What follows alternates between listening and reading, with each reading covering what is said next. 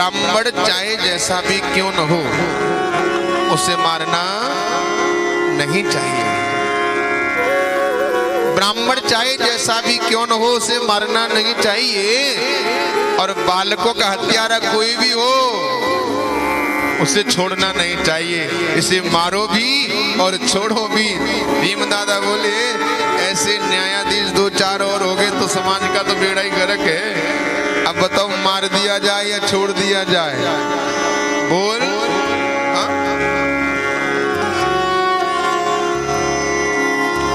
गोस्वामी जी कहते हैं पूजी विप्र सकल गुणहीना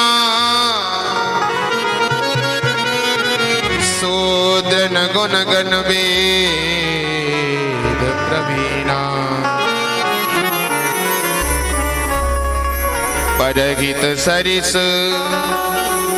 धर्म नगी भाई पर पीड़ा सम नगी अधमाई। पूज्य विप्र सकल गुणहीना। ब्राह्मण के 3 गुण हैं, रजोगुण, तमोगुण और सतोगुण, जो इन तीनों से हीन है।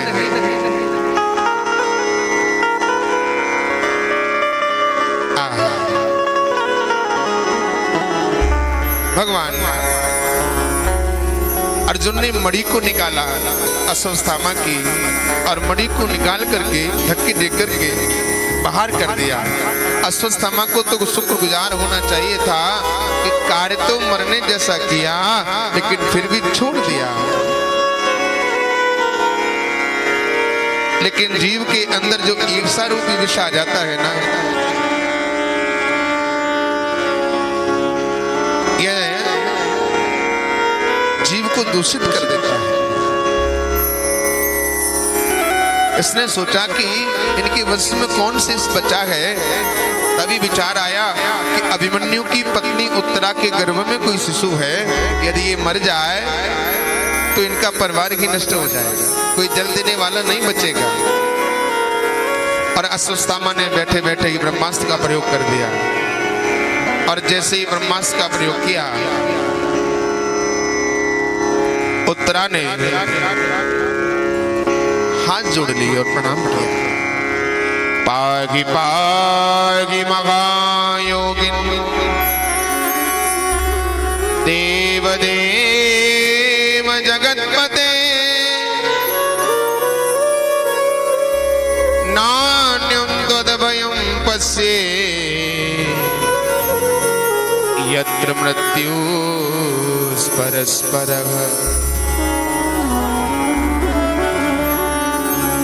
हे गोविंद, यह मुझे मार दे, मुझे कोई परवाह नहीं है, लेकिन मेरे गर्भ में जो शिशु है वो नहीं मरना चाहिए। और भगवान की जैसी स्तुति की, हे कृष्ण करुणा सिंधु दीन बंधो जगतपते गोपेश गोपिका कांतम राधा कांतम नमोस्तुते। और जैसी स्तुति की भगवान आए और इस प्रकार से आए, मस्तक समान रूप कपिधरहि। जैसे हनुमान जी लंका में गए वैसे ही छोटे से रूप में और लेकर के उत्तरा के गर्भ में प्रवेश कर दिया। देखो परीक्षित, हमारी सृष्टि के ऐसे जीवात्मा हैं जिन्होंने जन्म तो बाद में लिया और भगवान का दर्शन पहले ही कर लिया। हे कृष्ण द्वारका वासिन देव देव जगतपते। जैसे भगवान के सामने हमारी कोई चालाकी नहीं चलती ना, वैसे ही भगवान की भी चालाकी भक्तों के सामने नहीं चलती। ये सब लीला कुंती बुआ देख रही थी। कुंती ने आकर के प्रणाम किया।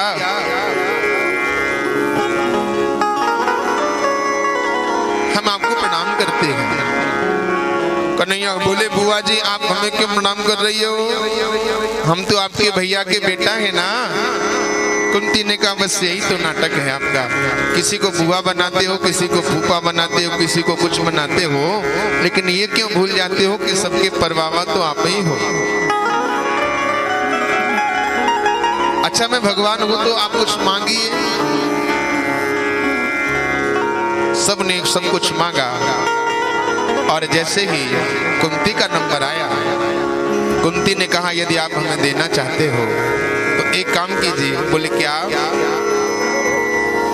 विपदः सन्तु न सस्वः तत्र तत्र जगद्गुरो भवतो दर्शनं स्याद् पुनर्भवन दर्शनम्। यदि देना ही चाहते हो तो इतना कीजिए कि एक दुख नहीं जाए उससे पहले दूसरा दुख आ जाए, एक कष्ट न जाए पहले दूसरा कष्ट आ जाए। भगवान बोले बुआ ये दुख भी मांगने की कोई चीज होती है क्या? अरे लाला यदि हमारे जीवन में दुख नहीं होता तो आज आप हमारे सामने नहीं होते। कुंती के जीवन में आप जरा विचार डाल के देखें, जरा दृष्टि डालें। कुंती का जन्म कहीं पर हुआ।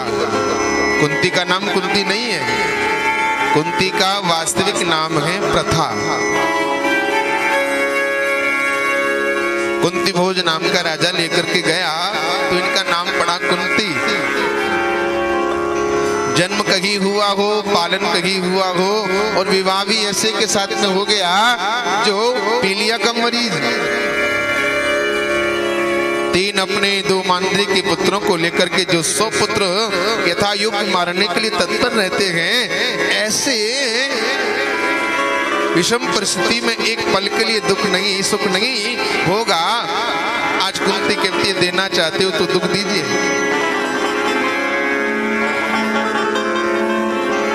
कन्हैया बोली बुआ जी अब मैं आपको दुख नहीं दे सकता।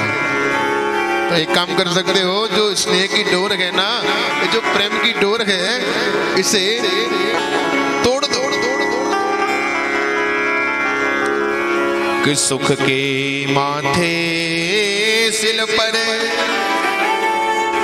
जो प्रभु ही से जाए, बलिहारी बात दुख की जो पल पल नाम रटाए। ऐसे सुख को तुम पत्थर मारते हैं जो भगवान के नाम को भुला देता हो, ऐसे दुख को बार बार निवेदन करती हैं जिससे भगवान की याद बनी रहे। हनुमान जी भी यही कहते हैं,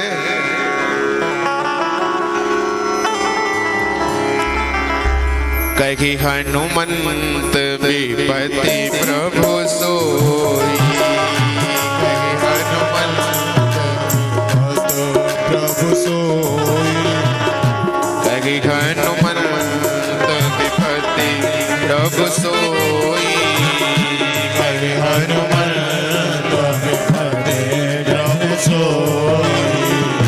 जब तब सुमिरन भजन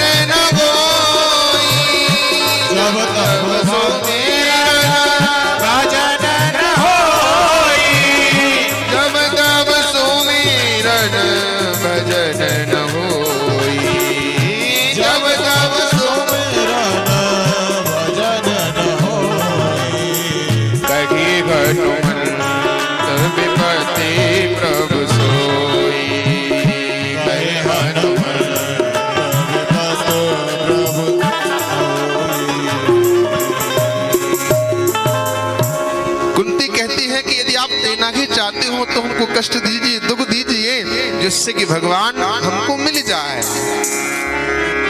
प्रेम से कहो राधे राधे। कुंती को प्रणाम किया है और भगवान ने कहा कि इतना बेहद युद्ध हुआ, उस युद्ध में यदि हमको पार जाने के लिए कोई नाव थी तो केवल आप ही हैं प्रभु, आपके अलावा और कोई आश्रय नहीं है। यदि आप नहीं होते तो हम कैसे सहज पार हो पाते भव सिंधु से।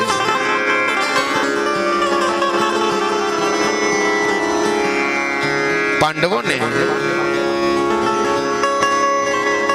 कौरवों में से दुर्योधन ने कहा कि दादा आप पक्षपात से युद्ध कर रहे हैं, ये पक्षपात अच्छा नहीं है, पक्षपात से युद्ध कर रहे हैं।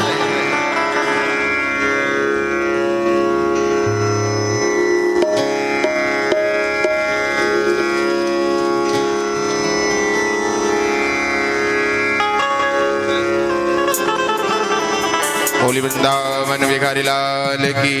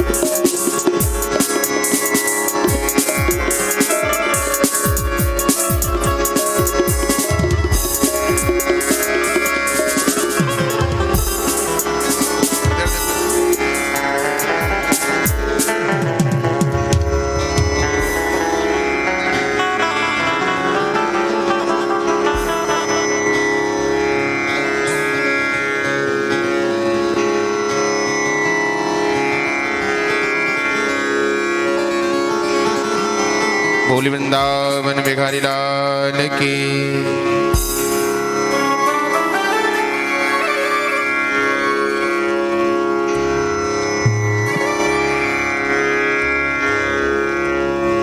गोविंद चले आओ,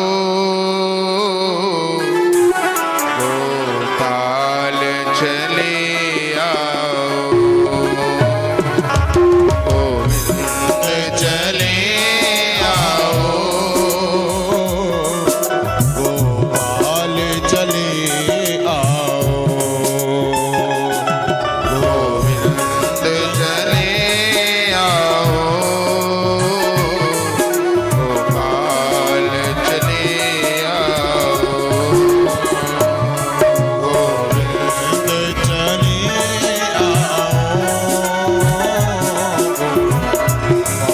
चले हे मुरलीधर मोहन नंदलाल चले आओ, हे मुरलीधर मोहन लाल चले आओ, गोविंद चले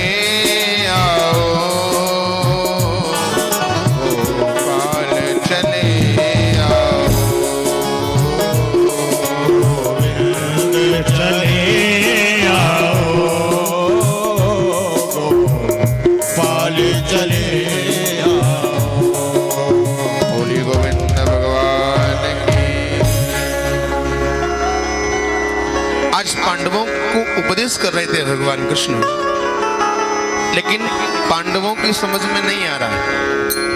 और एक बात बताऊं मैं, पीछे वाले हो, जब तक कहने वाले के प्रति सुनने वाले की श्रद्धा नहीं होगी, जब तक कहने वाले की बात समझ में आने वाली नहीं है।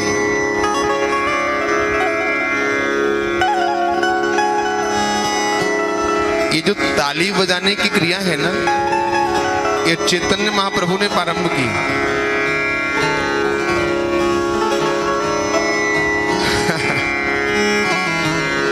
ये मेरा जन्म स्थान भी है यही, इसलिए हम ज्यादा तो नहीं बोलेंगे, लेकिन एक बात जरूर बोलेंगे, क्योंकि हमको गलत लगता है तो फिर हम बोल देते हैं। लोग ताली बजाने पर थोड़ा ऑब्जेक्शन कर देते हैं कि ताली क्यों बजवा रहे हैं। अच्छा, शादियों में अपनी बेटी नाचती है डीजे पर तब ऑब्जेक्शन नहीं होता। शादी में क्या क्या होता है तब ऑब्जेक्शन नहीं होता, केवल भगवान के नाम पर ही बस ये सारी क्रियाएं कलाम चलते हैं।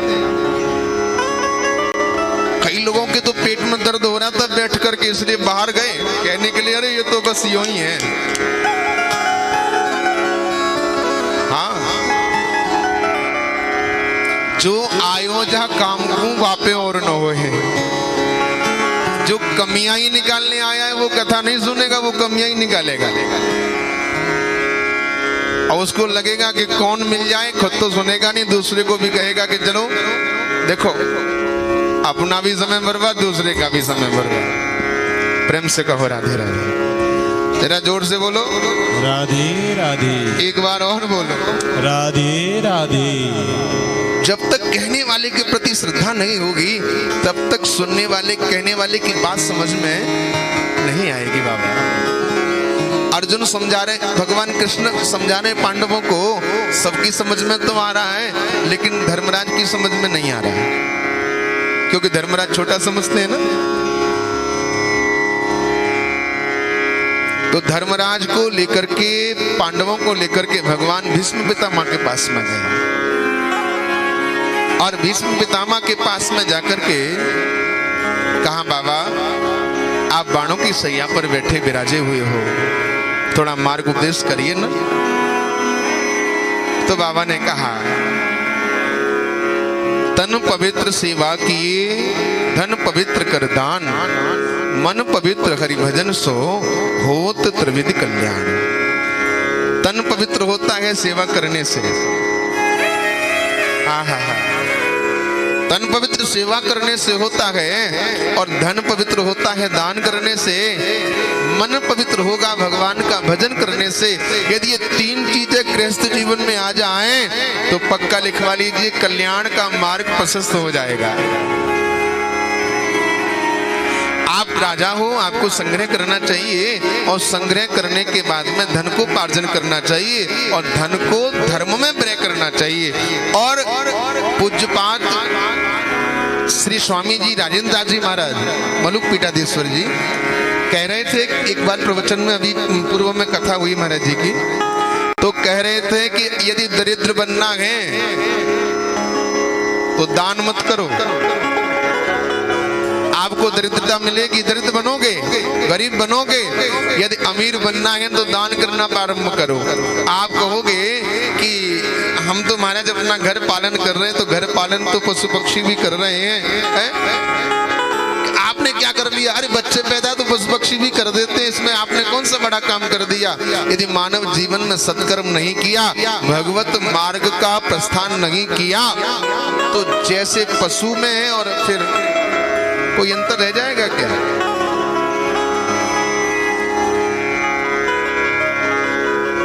और कहा, अपने सामने पाप को होते हुए नहीं देखना चाहिए। इस बात को कह रहे थे भीष्म पितामह, तो द्रौपदी हंस गई। और जैसे द्रौपदी हंसी तो भगवान बोले, क्यों हंसी द्रौपदी? नहीं नहीं बाबा, वैसे ही आप बोलो ना। नहीं नहीं, देखो ध्यान देना माताओं, बिना कारण के स्त्रियों को हंसना नहीं चाहिए। कहा कि क्यों हंसी? तब द्रौपदी ने कहा, बाबा आज आप धर्म की बात कर रहे हो, उस समय धर्म कहाँ चला गया था जिस समय दुष्ट दुशासन मेरे चीर को खींच रहा था, और सबसे पहले तुम आप ही बैठे थे, मैंने आपसे ही कहा। तब भीष्म पितामह की आंखें खुली और भीष्म पितामह रोने लगे कि एक दर्द भरा दिल तोड़ दिया, फिर पगलाने से क्या होगा, और टीका कलंक का लगा दिया, फिर धुलवाने से क्या होगा। कि साधु वैश्यागर वास करे, और फिर गंग नहाने से क्या होगा, और जब ज्ञान मार्ग से भटक गए, फिर समझाने से क्या होगा। कि वह समय याद होगा तुमको, सतधारी के सेना नायक। और बाबा तुम धर्म के उपदेशक हो और धर्म में रति तुम्हारी है, उस समय धर्म कहाँ सो गया पिता, खिंच रही दुखिया की साड़ी है। और बाबा बुरा मत मानना, कुछ बात जगत की ऐसी है औरों को धर्म बताते हैं, और जब बात धर्म की आती है तो खुद ही गोते। आज भीष्म पितामह ने कहा बेटी, हे धन्य द्रौपदी धन्य तुम्हें, तूने कीरत अमर कर दीनी और अपनी झोली खाली करके गुरु माता की झोली भर दी।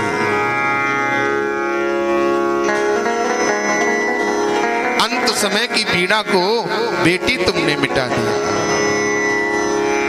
आज श्री सूत जी कहते हैं राजन, जो महापुरुष जीवन में कभी नहीं रोया आज रो रहा है, और आज भगवान की स्तुति की है।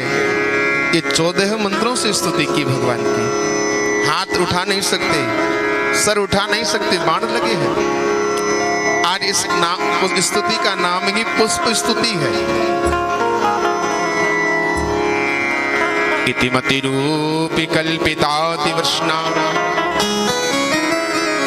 भगवती सात्वत पुंगवे ससुकुम पगते क्वचिधर तुम प्रकृति में युद्ध यद प्रभाग। विष्णु पितामह कहते हैं श्याम सुंदर, मेरी एक पुत्री है और उस पुत्री का नाम है मति। इतिमति, मति माने बुद्धि, और मेरी बुद्धि रूपी पुत्री अब शुद्ध हो गई है। इस शुद्ध बुद्धि का विवाह मैं आपके साथ करना चाहता हूं। और ध्यान देना भैया, अपनी बुद्धि भगवान में लग जाए, इससे बढ़िया और कुछ है ही नहीं। आज भीष्म पितामह कहते, मुझे वह समय भी याद है जब मैंने प्रतिज्ञा की थी कि 5 पांडवों में से एक को मार दूंगा, और आपने प्रतिज्ञा की थी कि मैं शस्त्र नहीं उठाऊंगा। लेकिन जैसे ही शस्त्र न उठाने के लिए प्रतिज्ञा की तो भगवान ने क्या किया, भीष्म पितामह ने बाणों की सैया, बाणों की बौछार कर दी अर्जुन के ऊपर। अर्जुन व्याकुल हो गया। अर्जुन और की भांति भगी अगर, आज किया वन भीषम की, कि गंग सुत बाणन सोवियत तु बिघा लगे के, अपारत पुकारो पाग पाग शरणागति। अर्जुन ने कहा प्रभु रक्षा कीजिए, रक्षा कीजिए, रक्षा कीजिए, हम मर जाएंगे। तो भगवान ने क्या किया, भगवान ने रथ का पहिया लिया और लेकर के दौड़े। पृथ्वी कांपने लगी है। भगवान का पीतांबर गिरा, पृथ्वी से कहा, अरे पीतांबर से कहा कि पृथ्वी से कह दे कि डरने की बात नहीं है, हमने अपनी प्रतिज्ञा को तोड़ करके अपने भक्त की प्रतिज्ञा को रखा है। श्री बिंदु जी महाराज कहते हैं, प्रबल प्रेम के पाले पड़कर प्रभु को नियम बदलते देखा, अपना मान भले टल जाए पर भक्त का मान न टलते देखा। और जैसे ही रथ का पहिया लेकर के चले, सही भीष्म पितामह बोले, क्यों, कितने बाप के हो, कितने बाप के हो? घनश्याम बोले, हमारे तो बाप की ही पता नहीं है। प्रेम से गौ राधे राधे। बोले घनश्याम सुनो भीष्म भगत राज, और मोहे जन्म देने वाले जग में अपार हैं। सिंधु खंब धरणी पाषाण सो प्रकट होत, कहालो पखानो निज अमित अवतार हैं। कोई कहे नंद और यशोदा के लाल तुम, और कोई कहे वसुदेव देवकी के कुमार हैं। और जाको एक बाप बचावे सोई लाज, और मेरी कौन लाज, मेरे बाप तो हजार हैं। कभी तो खम्बे से प्रकट हो जाते हैं, कभी कहीं से प्रकट हो जाते हैं। और एक बाप हो वो अपनी लाज बचावे, यहाँ तो हमारे अनेक बाप हैं तो कोई चिंता नहीं है। लेकिन भगवान अपने भक्त की प्रतिज्ञा को रखने के लिए अपनी प्रतिज्ञा को तोड़ देते हैं। भीष्म पितामह का नाम भीष्म पितामह नहीं है, भीष्म पितामह का वास्तविक में नाम देवव्रत है। ये श्रीमद् देवी भागवत जी में कथा आती है। श्रीमद् देवी भागवत जी में कथा आती है, एक राजा थे जिनका नाम था उपचरित वसु और इनकी पत्नी का नाम था गिरिका। तो उपचरित जो वसु थे, अपनी पत्नी से इन्होंने काम सुख की याचना की, लेकिन पत्नी ने कहा तो राजा जंगल के लिए जा रहे थे शिकार के लिए, तो नहीं किया। शिकार खेलते खेलते पत्नी का स्मरण हुआ तो राजा का वीर स्खलित हो गया। उसको बट वृक्ष पर रख करके समुद्र में फेंक दिया। उस समुद्र में एक मछली ने उस बट वृक्ष को निगल लिया तो मछली के ही गर्भ से एक कन्या ने जन्म लिया जिसका नाम हुआ है मत्स्य कन्या। ये महाराज ये दासराज महाराज के यहाँ जो मछुआरा था, इसके यहाँ इनका लालन पालन किया गया। इनमें मछली की गंध आती थी। यही मत्स्य कन्या पाराशर ऋषि के योग बल के द्वारा जो गंध आती थी वो सुगंधी में परिवर्तन हुई और इन्हीं मत्स्य कन्या गंधा का नाम बाद में सत्यवती पड़ा और इन्हीं के वेदव्यास जी का जन्म हुआ। एक राजा हुए जिनका नाम था इक्ष्वाकु। वंश में बड़े राजा हुए जिनका नाम है महाविष। और ये महाविष राजा एक बार स्वर्ग में गए और वहां पर समस्त देवताओं बैठे थे।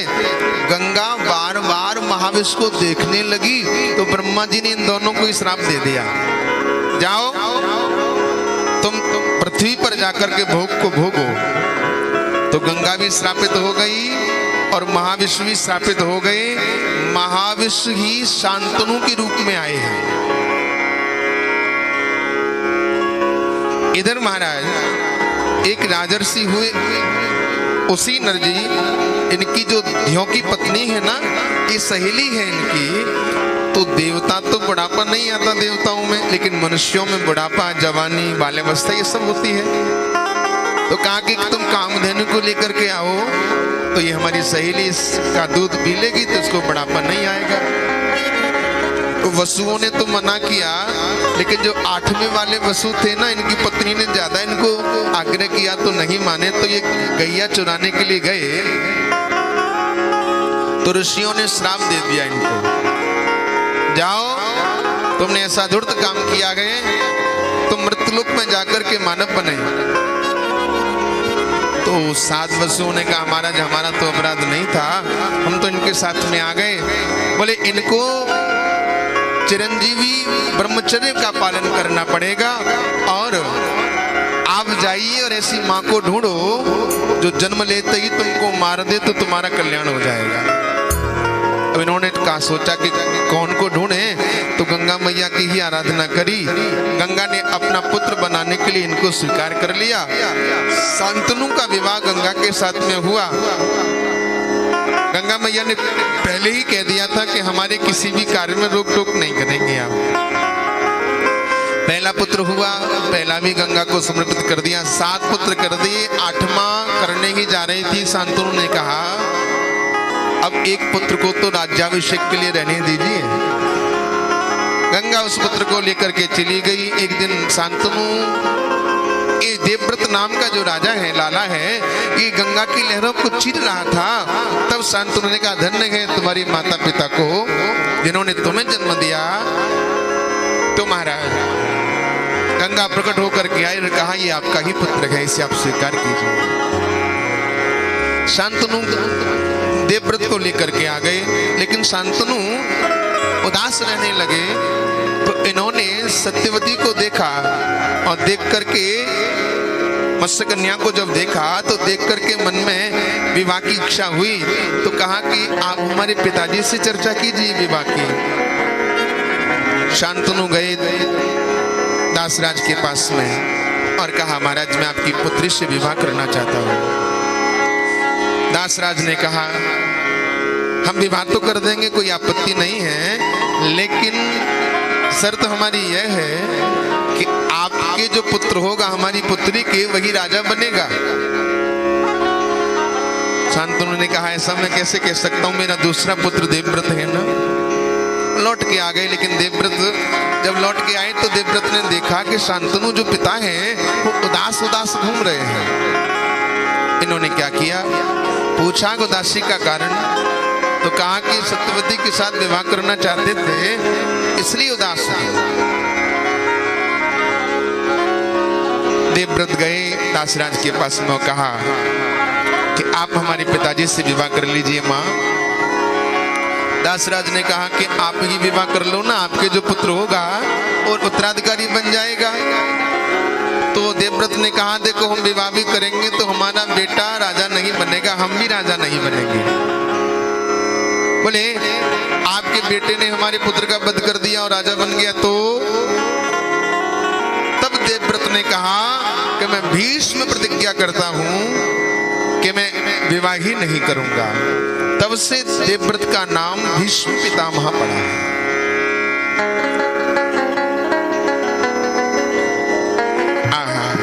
आज शांतनु को पता लगा कि मेरे पुत्र ने मेरे लिए इतना बड़ा त्याग किया है, तो शांतनु ने आशीर्वाद दे दिया, जाओ हम तुम्हें आशीर्वाद देते हैं कि तुम्हारे अंत समय में ठाकुर जी तुम्हारे सामने होंगे। आज भगवान श्याम सुंदर भीष्म पितामह के सामने है। देहांत काले तुम सामने हो और मुरली बजाते मन को लुभाते, यज्ञ गीत गाकर मैं तननाथ त्यागो, गोविंद दामोदर माधवेति।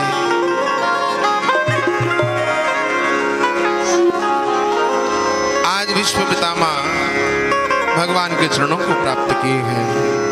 आज पांडव से प्रार्थना की, मैया से प्रार्थना की और भगवान आए। शासकमारूढ़ं करुणान्योदितक्षयः प्रशसं कुसुमे कृष्णं प्रेम वीणास्मति क्षणः।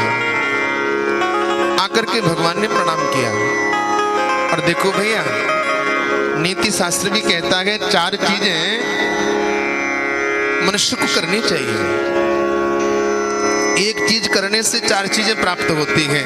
अभिवादन शीलस्य नत्र वृद्ध्योपसेवनः चत्वार तेषां वर्धन्ते आयु विद्या यशो बलः। प्रणाम करने से 4 चीजें बढ़ जाती हैं, आयु विद्या यश और बल। अच्छा सही बताना कौन कौन प्रणाम करता है, जरा हाथ उठाओ। अच्छा कौन कौन मैया अपने पति को प्रणाम करती है?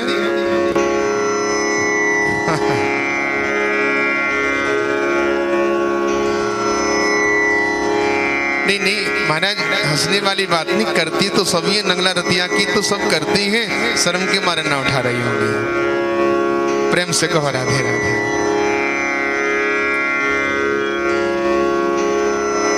प्रणाम नहीं करते हैं तो करने लग जाना, क्योंकि 4 चीजें ये प्रणाम करने से ही मिलती है। भैया झुकता वही है जिसमें जान होती है, अकड़ तो मुर्दे की पहचान होती है। जिस वृक्ष में फल ज्यादा होंगे ना बाबा, वो वृक्ष नीचे को झुकता है, और जिस वृक्ष में फल नहीं होंगे वो ऊपर को जाता है। इसलिए प्रणाम होना ही चाहिए। भगवान ने प्रणाम किया और इधर पांडवों में से अर्जुन जी भगवान को छोड़ने के लिए आए गए। लौट करके गए तो अर्जुन का तेज नष्ट हो रहा है। बाबा तेज नष्ट होने के 3 कारण होते हैं। या तो अगम्य स्त्री का समागम हो जाए, दूसरा यदि गलती से गाय का वध हो जाए, और तीसरा जिसके बगैर जीवन में कभी जीना नहीं सीखा हो और वो प्राण प्रियतम छोड़ के चला जाए तो मस्तिष्क का तेज नष्ट हो जाता है। धर्मराज ने कहा क्यों अर्जुन, तुमने इन तीनों में से कोई काम ऐसा तो नहीं किया? तब अर्जुन ने कहा भैया, वंचितो गम महाराजा हरिनाम बंधुरूपिण ये न मे पवनम तेजो देव विस्मापनम मह। जिनके बिना हमने जीवन में जीना नहीं सीखा वो प्राण प्रियतम हमें छोड़ करके चले गए।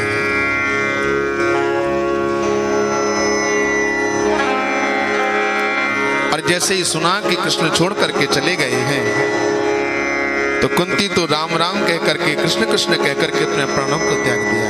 पांचों पांडव अपने अपने धाम को गए हैं। और तत्पश्चात परीक्षित को गद्दी पर बिठाया। कई लोग प्रश्न कर देते हैं परीक्षित ने कितने वर्ष शासन किया, तो भागवत जी में तो नहीं आया कितने वर्ष शासन किया, लेकिन श्रीमद् देवी भागवत जी में आया है 60 वर्ष तक शासन किया है इस गद्दी का, पांडव जब छोड़ करके गए। आगे चल करके भगवान, एक दिन राजा परीक्षित का राज्य चल रहा था।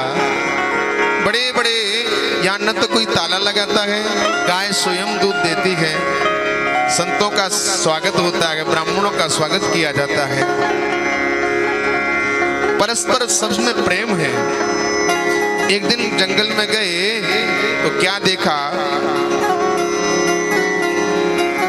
एक गाय और एक बैल आपस में चर्चा कर रहे हैं। बैल के भी 3 पैर कटे हुए हैं, एक पैर जो बचा है उसे भी कोई काटना चाहता है। ये गाय और बैल कोई और नहीं है, मैं आपको जरा स्पष्ट कर दूं, गाय ही पृथ्वी है और बैल ही धर्म है। सतयुग में धर्म के 4 पैर थे, सत्य, दान, दया और पवित्रता। और धीरे धीरे युग परिवर्तन हुआ तो कलयुग में केवल एक ही रह गया है जिसका नाम है दान। और भैया दान भी हर व्यक्ति नहीं कर सकता, हर व्यक्ति दान नहीं कर सकता। एक का नाम ही था दानी चंद, प्रेम से कहो राधे राधे। एक का नाम था दानी चंद और जीवन में कभी दान ही नहीं किया। पत्नी ने कहा सुनो, आप जाओ गंगा स्नान तो करी आओ एक बार जीवन में।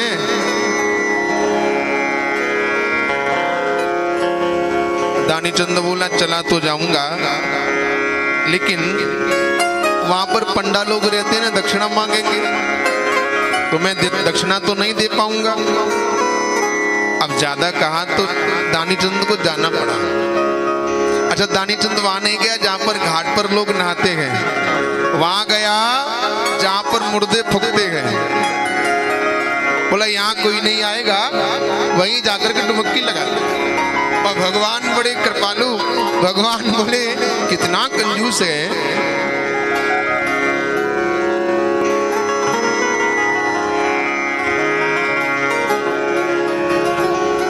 कितना कंजूस है ये। और भगवान ने क्या किया, भगवान पंडा बन के आ गया।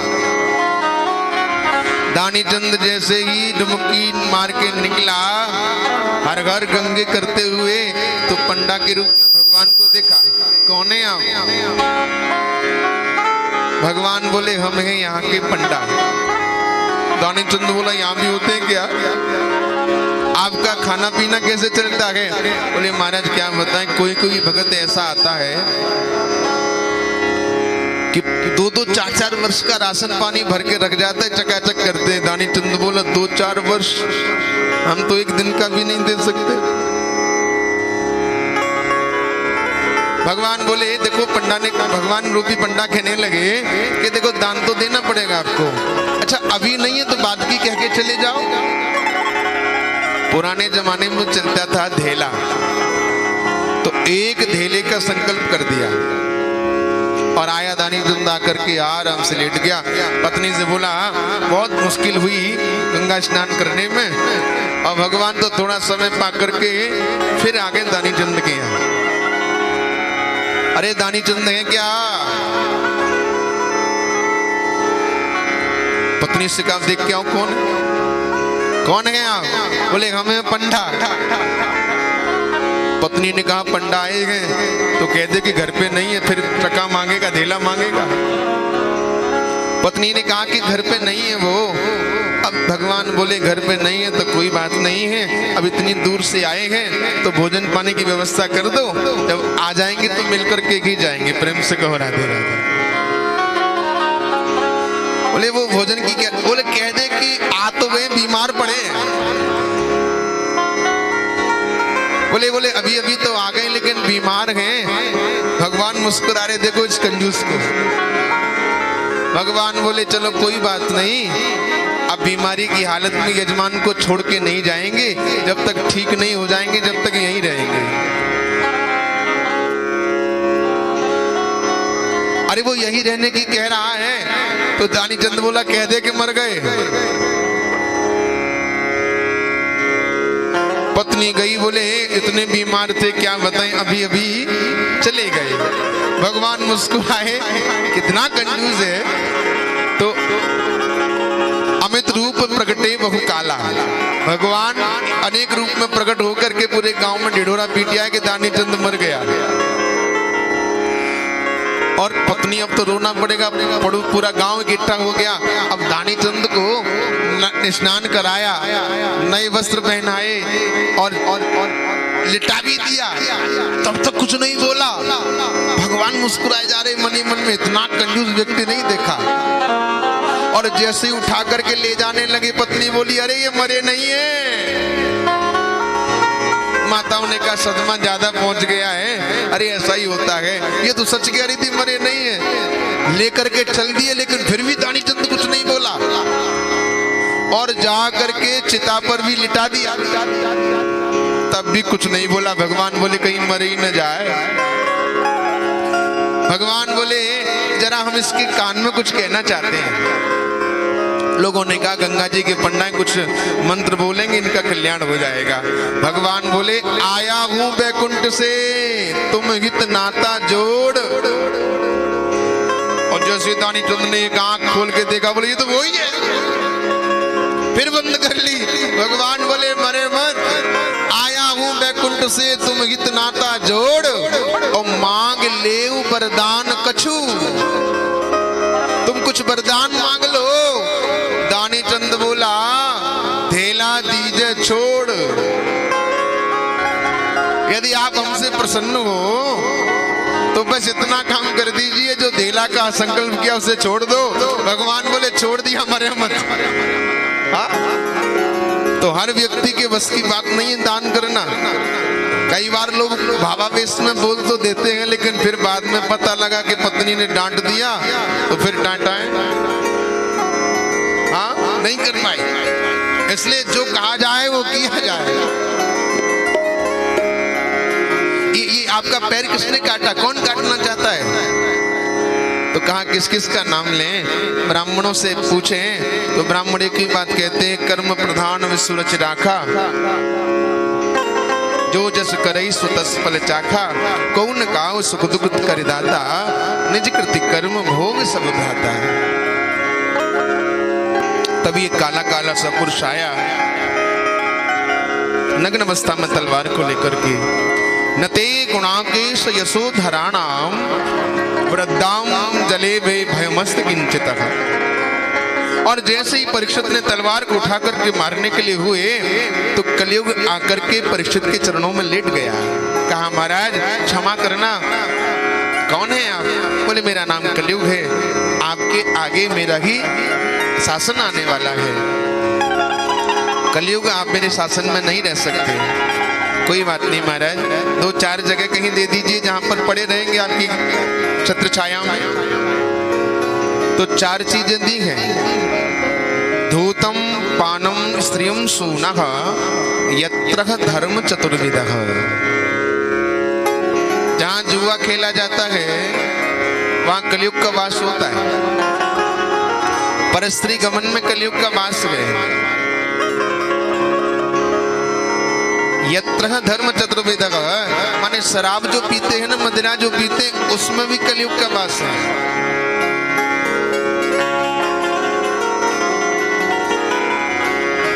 कलयुग ने कहा कि यह तो राजा कोई करता ही नहीं व्यसन, जब तक राजा पर प्रभाव नहीं हो तब तक क्या। तुम्हारा ये तो सब ऐसी वस्तु दे दी, कोई बढ़िया सी तो चीज दीजिए। तब राजा ने कहा धातु नाम अस्मि कांचन, जाओ तुम्हारा सोने में वास हो। देखो भगवान गीता में कहते हैं धातु नाम अस्मि कांचन, सोने में भगवान का वास है। लेकिन किस सोने में वास है? जो ईमानदारी से कमाया हुआ है उस सोने में भगवान का वास है। जो झूठ और बेईमानी से कमाया हुआ है उसमें कलयुग का वास है। राजा सिंदूर जंगल में गया, कलयुग सूक्ष्म रूप से लेकर के मुकुट में ही प्रवेश कर गया। समीक ऋषि जी बैठे थे, जल भूख प्यास से व्याकुल होने लगा। मरा हुआ सर्प पड़ा था, गले में डाल दिया। श्रृंगी ऋषि को पता लगा तो श्रृंगी ने श्राप दे दिया परीक्षित को, जिसने पितु का अपमान किया ये श्राप उसे लग जाएगा और ठीक आज से 7वें दिन तक्षक उसको डस जाएगा। जैसे ही पता लगा समीक ऋषि को, अरे श्रृंगी तितिक्षया करुणया मैत्रिय चाखल जंतुषु सगत्वेनां च सर्वात्मा भगवान संप्रसीदते। ब्राह्मण को और संत को तितिक्षावान होना चाहिए, दयावान होना चाहिए। एक गौरमुख नाम के शिष्य को भेजा और भेज करके कहा कि जाओ राजा परीक्षित से कह दो कि अपनी मुक्ति का मार्ग प्रशस्त कर ले। हर की कथा सुनाने वाली। लेकिन राजा परीक्षित को कहा तो महाराज परीक्षित ने अपने बेटा जन्मेजय को गद्दी पर बिठाया, न लोटा लिया न कमंडल लिया कि भूख लगे तो मांग खइयो गिनियो न सांझ सवेरो।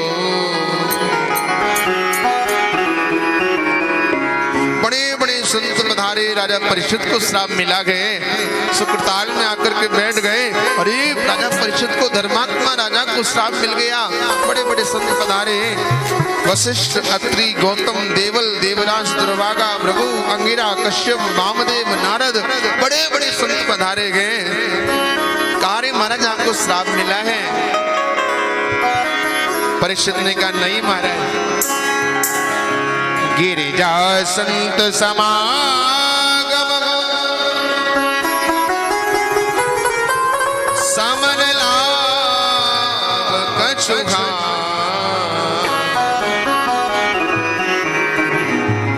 मुझे श्राप नहीं मिला, मुझे तो वरदान मिल गया है। यदि मुझे श्राप नहीं मिलता तो आप जैसे महान संतों का दर्शन मुझे कैसे होता।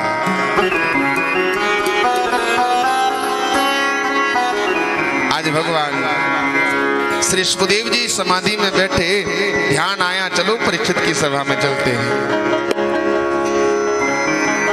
तत्र भवद भगवान व्यास पुत्रो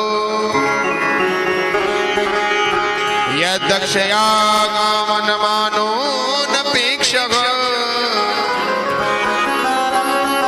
अलक्षलिंगो निजलाभ तुष्टो ददक्ष वाले रवधूत भीषण। 4 अंगुल की केवल कोपीन पहने हुए हैं, लंगोटी लगाए हुए हैं, न कोई आगे पीछे सेवक है, चले जा रहे मस्त। तत्राम भवद भगवान व्यासपुत्रो। और जैसे ही परीक्षित की सभा में पहुंचे,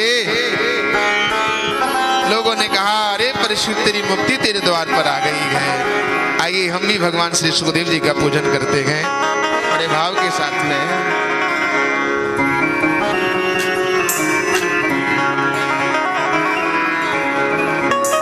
कि हरि की कथा सुनाने वाले, प्रभु की कथा सुनाने वाले, तुमको लाखों प्रणाम, तुमको लाखों प्रणाम।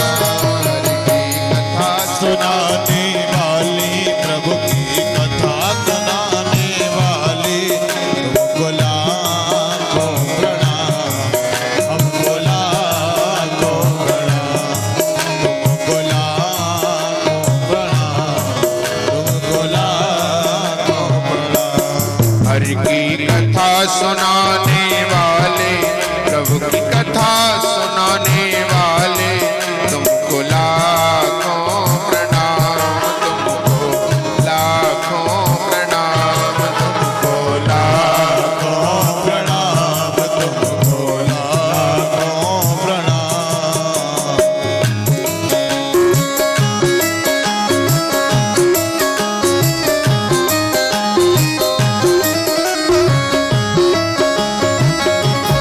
भाव से गाइए।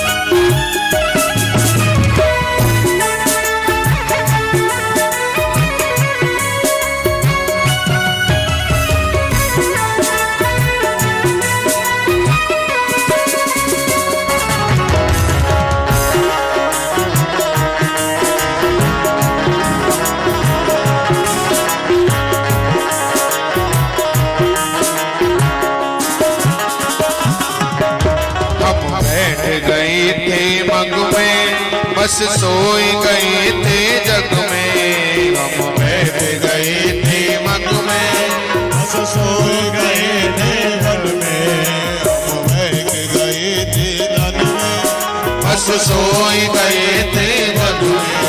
बस आँख जगाने वाले, बस आँख जगाने वाले, तुमको लाखों प्रणाम, तुमको लाखों प्रणाम, तुमको लाखों प्रणाम, तुमको लाखों प्रणाम। हरि की कथा सुनाने वाले, हरि की कथा सुनाने वाले, तुमको लाखों प्रणाम, तुमको लाखों प्रणाम।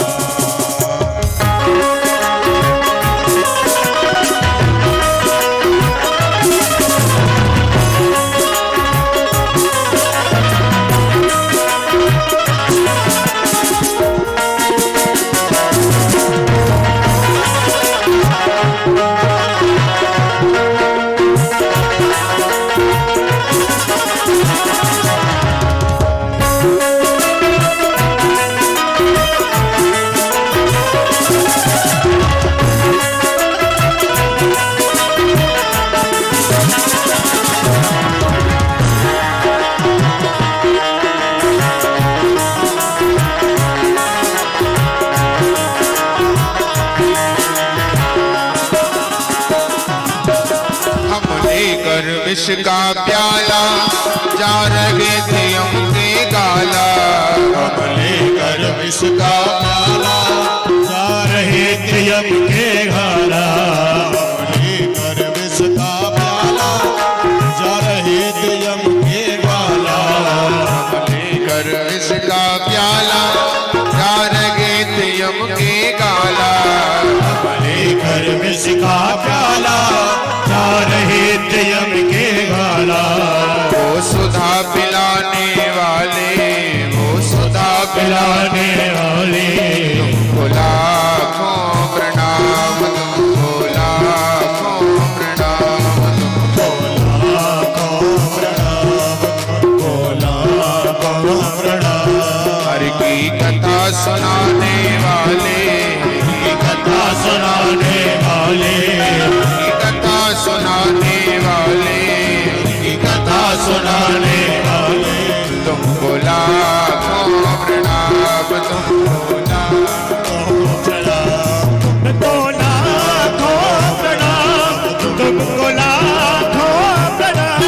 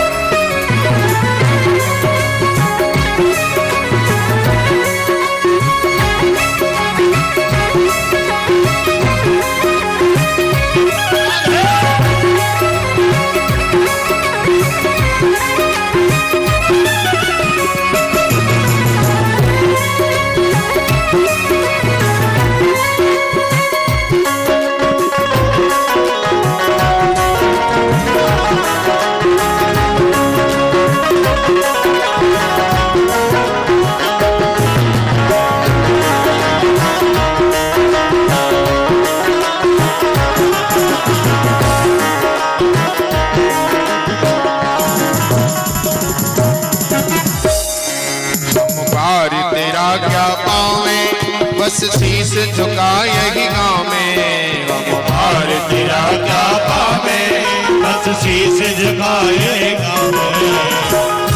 तेरा क्या पावे बस शीश झुकाए गाँव में।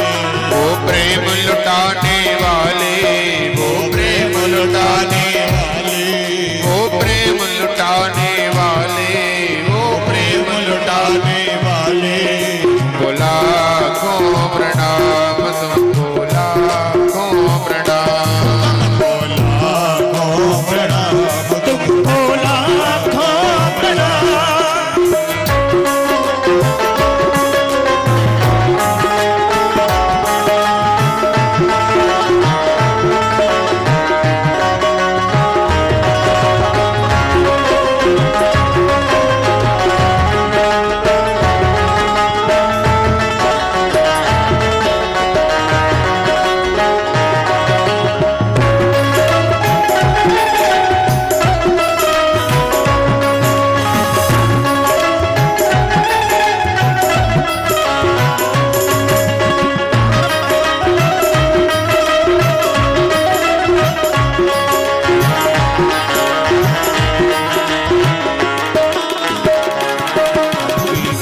सुनाने वाले, कथा सुनाने वाले बोला को प्रणाम तुमको, लाखों प्रणाम तुमको, लाखों प्रणाम।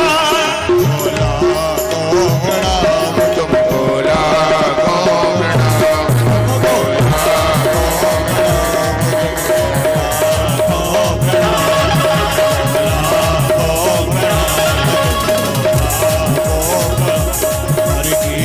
सुनाने वाले प्रभु की कथा सुनाने वाले तुमको लाखों प्रणाम तुमको,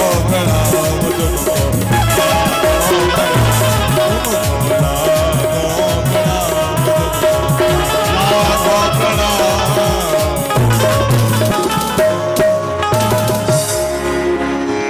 बोलिए श्री सुखदेव जी भगवान की।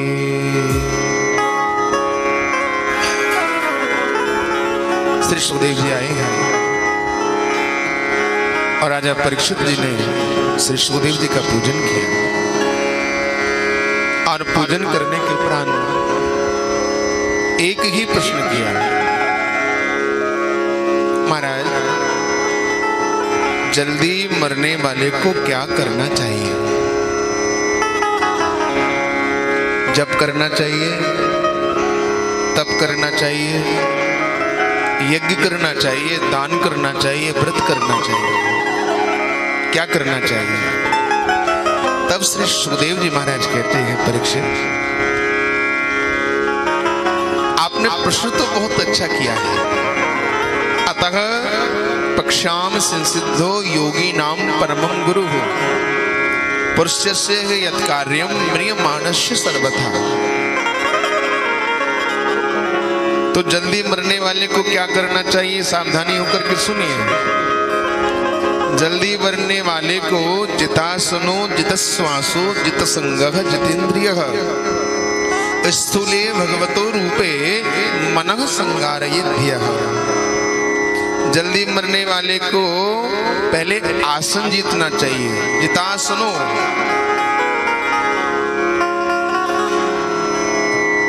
हमारे ब्रज में कहते हैं पहले आसन फिर वासन, तब जाके मिलेगा भगवत कृपा का रासन। तो एक आसन पर ज्यादा देर तक बैठे रहना। जितासनो जितश्वासो जित संगः जितेन्द्रियः। 3 प्रकार के स्नान बताए हैं, ब्रह्म स्नान, ऋषि स्नान, मनुष्य स्नान और राक्षस स्नान। ऋषि स्नान तो वह है जो ब्रह्म मुहूर्त में किया जाता है 4 बजे। मनुष्य स्नान सूर्य उदय से पहले। तीसरा तो आप समझ ही गए होंगे।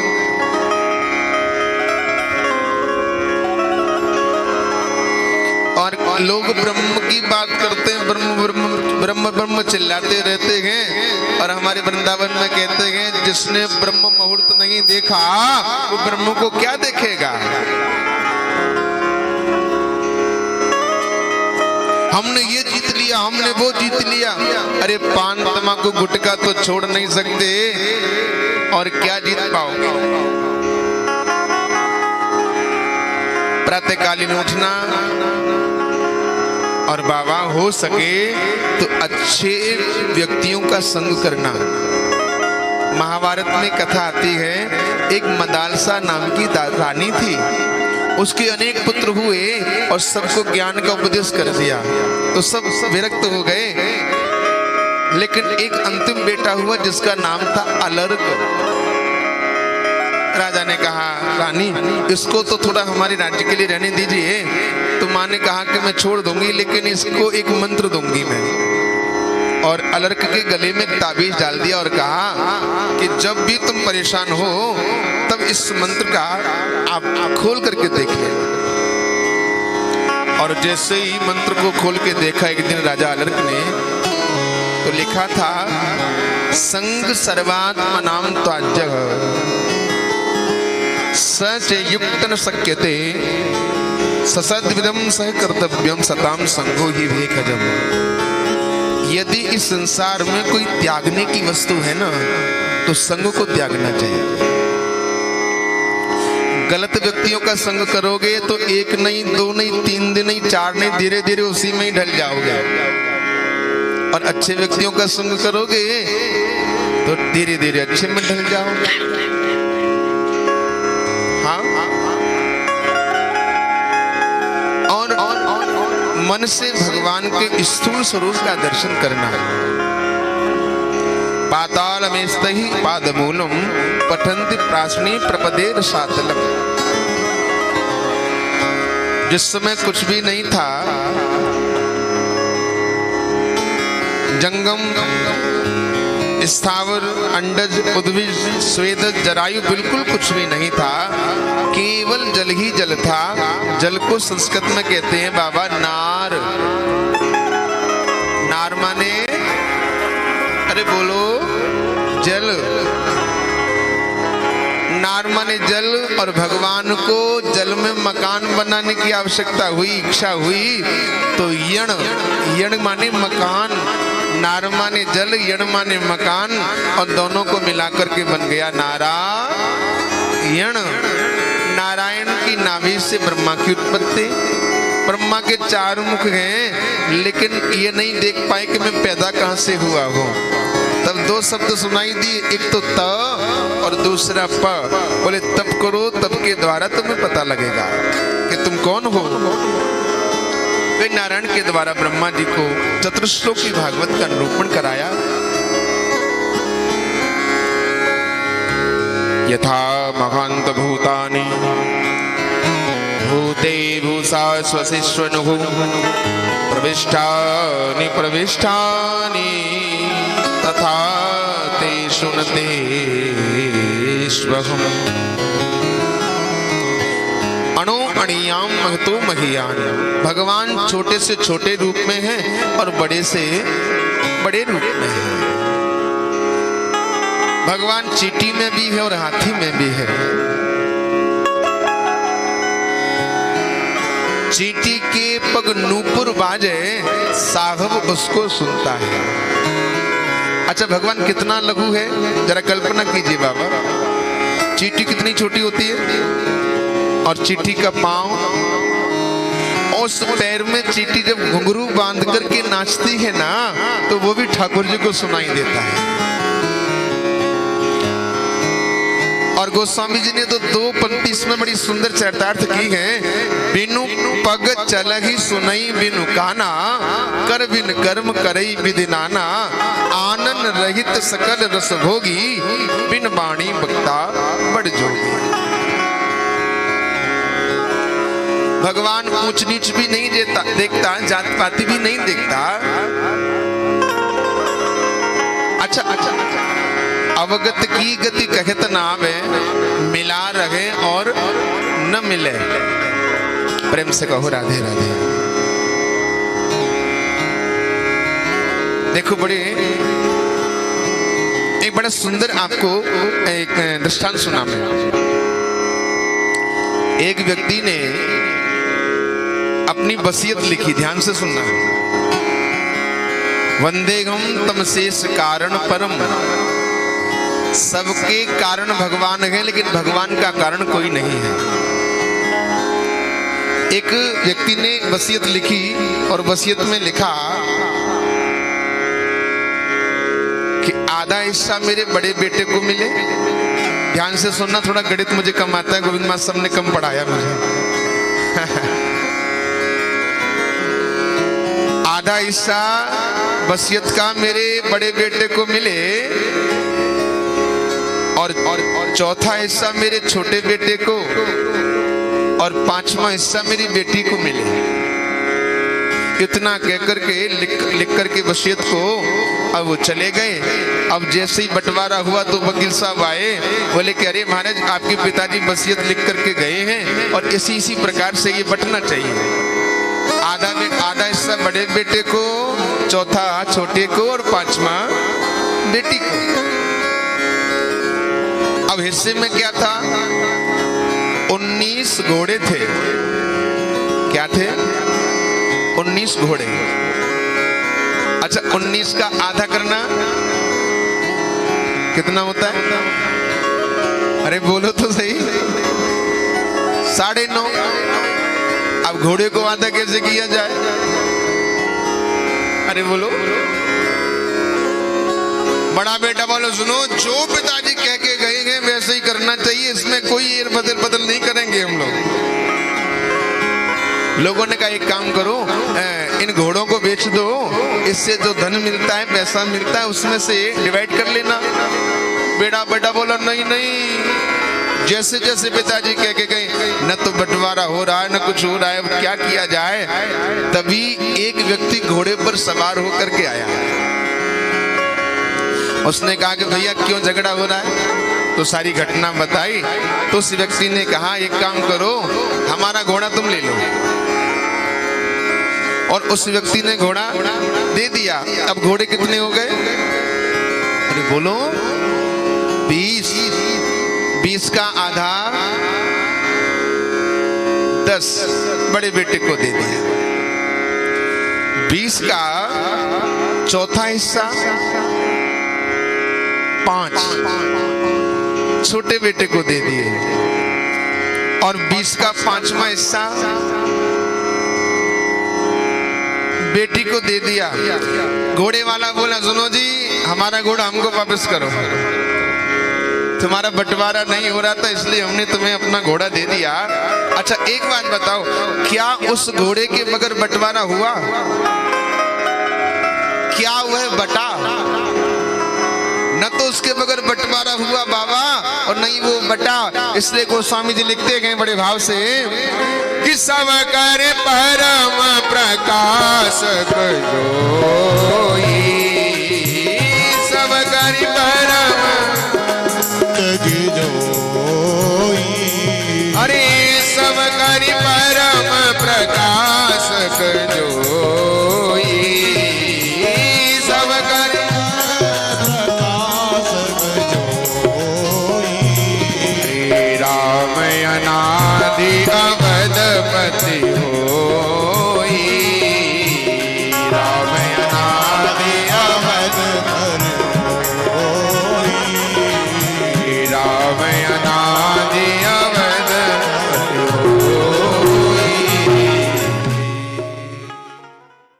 सबके कारण केवल भगवान हैं, भगवान का कारण कोई नहीं है। इसलिए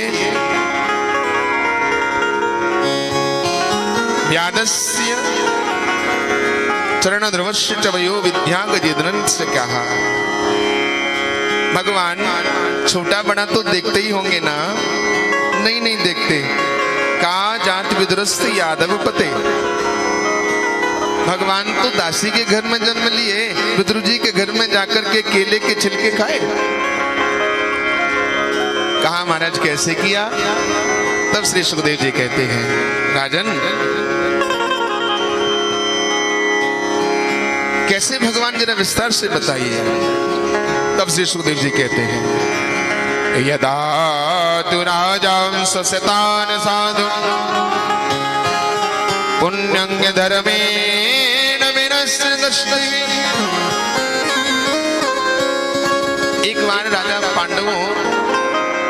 ने कहा कि बाबा हमको ज्यादा नहीं तो 5 ही गांव दे दो जिससे हम अपना जीवन यापन कर सकें। और यही बात विदुर जी धृतराष्ट्र को समझा रहे हैं।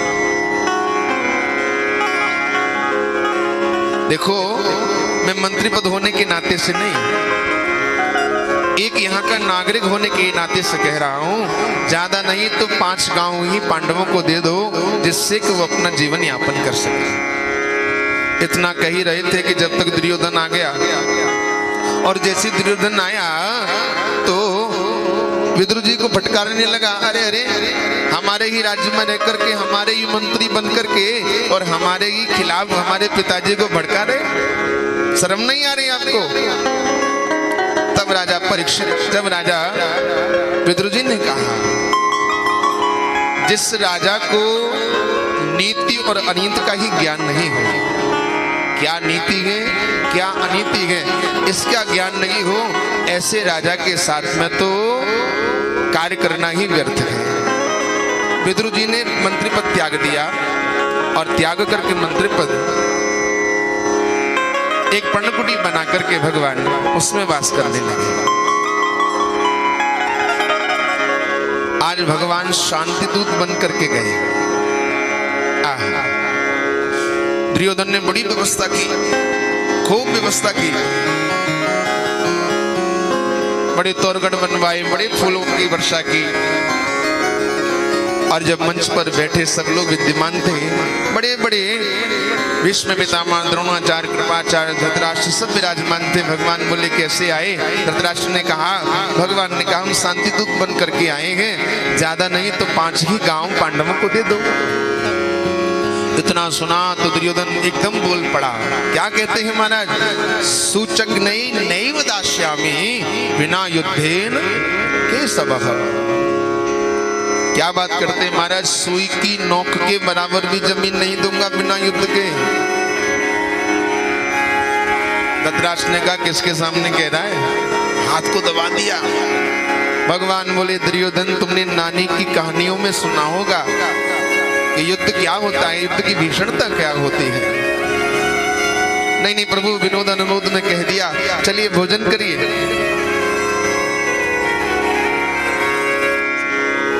भगवान बोले भोजन 2 ही परिस्थितियों में किया जाता है बाबा, या तो खाने वाले को भूख हो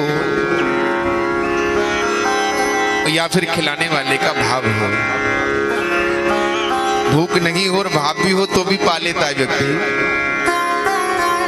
भगवान ने कहा दुर्योधन न तो तुम्हारा भाव है और ना ही मुझे भूख है, और मेरा भोजन तो विदुर जी के घर में है। और विदुर जी सबसे पीछे दीवार के सारे खड़े थे, बोले मैंने कब कह दी?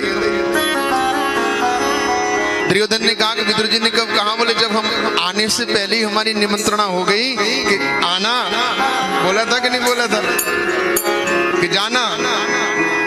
और विदुर जी बोले कन्हैया तो ऐसा ही है, और ये जो कहता है वो कर ही देता है। तो थोड़े थोड़े चले गए। यहाँ बड़ा सुंदर भाव है, देखो भगवान, जब भक्त भगवान के घर जाता है तो नंगे पांव जाता है। भगवान के मंदिर में नंगे पांव जाता है, और जब भगवान भक्त के घर आते हैं तो वो भी नंगे पांव आते हैं, क्योंकि वह भी उनका मंदिर है।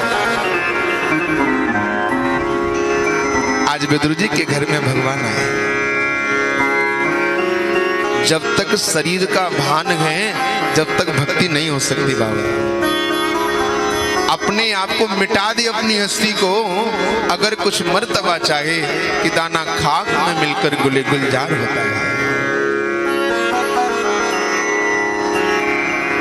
आज भगवान विदुर जी के घर में आए और कुंदी को खटखटाया, और जैसे ही कुंदी को खटखटाया, काकी ओ काकी ओ काकी, रानी को लगा रही है तो गोविंद की आवाज है। और देखो भक्ति में एक और भाव होता है, भक्ति स्वरूप को नहीं देखती है, भक्ति तो दर्शन को दौड़ती है। आज किस भाव में किस परिस्थिति में विदुरानी जी बैठी हैं कोई पता नहीं, दौड़ लगा दी श्याम सुंदर के लिए। गेट को खोला, आओ ना लाला, आओ आओ बैठो। और पटला भी डाला तो उल्टा डाल दिया, बैठो ना। और गोविंद की लीला तो देखो, मेरे गोविंद जैसे ही तो बैठे, सोई गोविंद पेट में हाथ भिरा के बोले, काकीजू बड़ी जोर से भूख लगी है, कछु खावे के ताई मिलेगो कि ना मिलेगो। विदुरानी बोली, ठहरो ठहरो, मैं देखती हूँ घर में कुछ हो तो। अब विदुरानी अंदर गई तो क्या देखती है, केले थे विदुरानी के पास। अब विदुरानी आई, लाला अगर बुरो नहीं मानो तो मैं अपने हाथ से ही पवा दूं आपको। हाँ हाँ, यदि आप ऐसा करोगी ना काकी, मुझको अपनी मैया यशोदा की भी याद नहीं आएगी, मुझे ऐसा लगेगा जैसे मेरी मैया ही मुझको पवा रही है। और विदुरानी भाव में तो देखो कैसी पकी हुई है, केले के छिलके को छीलती है और मिगी को लेती है, दूर पटक देती है, और भगवान को, श्याम सुंदर को आज छिलके का भोग लगा रही है, छिलके का भोग लगा रहे। और भगवान भोग नहीं देखते, भगवान तो भाव देखते हैं। स्वामी श्री अखंडानंद जी महाराज अपने प्रवचन में कह रहे थे कि जब सुदामा जी भगवान से मिलने के लिए गए तो कहीं कहीं चावल का उल्लेख है, कहीं कहीं आटे का उल्लेख है। चावल का आटा जो होता है, चावल का आटा दिया और बांध करके दे दिया, बगल में रख दिया। अब पहुंचने देर में पहुंचे भी थे तो बगल में पसीना भी आया, तो आटे के क्या बन गए। और जब रुक्मणी इत्यादि पत्नियों के सामने भगवान ने कहा, क्या लेकर के आए हो, और जब वो आटे की पोटली को छीना तो सत्यभामा तो, अरे क्या लेकर के आ गया ये, मित्र आया तो इतनी दुर्गंधी आई, रुक्मणी इधर भागी, सत्यभामा, मित्रवृंदा, कालिंद्री सब इधर उधर हो गई, अरे क्या लेकर के आया गए। भगवान से रुक्मणी ने प्रणाम किया, कहा प्रभु आपको दुर्गंधी नहीं आ रही क्या। भगवान बोले मुझे नहीं आ रही। तो रुक्मणी ने कहा, जो ये आपको इत्र, परफ्यूम, पुष्प, मोगरा ये सब चढ़ाते हैं, सब व्यर्थ ये क्या। भगवान ने बड़ी सुंदर बात कही, रुक्मणी मुझे गंध नहीं आ रही है, मुझे तो केवल एक ही गंध आती है, अपने भक्त के भाव की गंध आती है, अपने भक्त के भाव की गंध आती है। यदि मेरे भक्त का भाव है बस उसी की गंध आती है। आज विदुरानी जी भावों में पकी हुई है। बिंदु जी महाराज लिखते हैं, भाव के बस में है भगवान, भाव नहीं तो निधिवन मधुवन, लागत सब वीरान। और भाव नहीं तो हर मंदिर में दीखत बस पाषाण। हर मंदिर में पत्थर दिखाई देता यदि भाव नहीं है। और भाव हो तो पाषाणों में प्रकट हो भगवान, भाव के बस में भगवान। यदि भाव है तो पत्थर में भी भगवान दिखाई देता है, और भाव नहीं है तो भगवान में भी पत्थर दिखाई पड़ता है। आज हरि आए, आज हरि आए, विदुर घर पावना, आज हरि आए, विदुर घर पावना, आज हरि आए, विदुर घर पावना, आज हरि आए, आज हरि आए, विदुर घर पावना, आज हरि आए।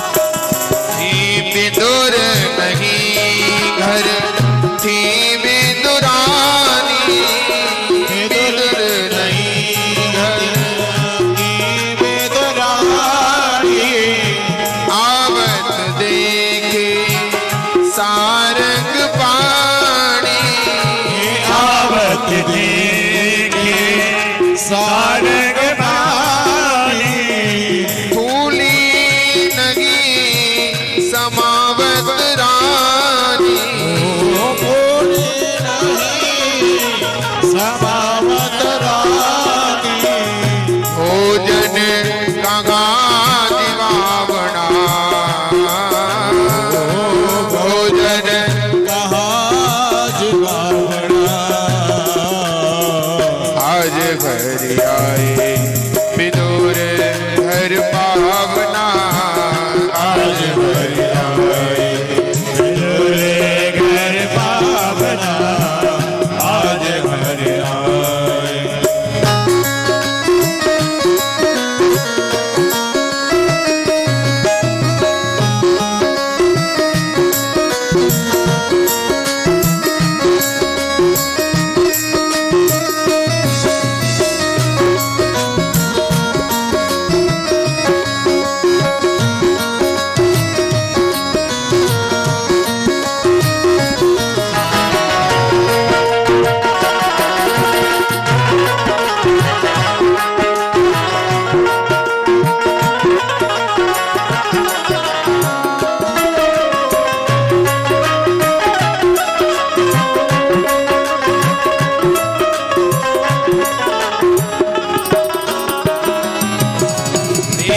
केला बहुत प्रेम से लाई, केला बहुत प्रेम से लाई, गिरी गिरी सब देत गिराई, गिरी सब देत गिराई, छिलका देत श्याम मुख माही, छिलका देत श्याम मुख माही, लागे बहुत सुहावना,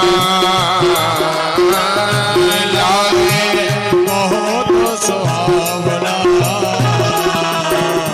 आज घर आए विदुर घर पावना, आज घर आए विदुर घर पावना, आज घर आए विदुर घर पावना, आज घर आए।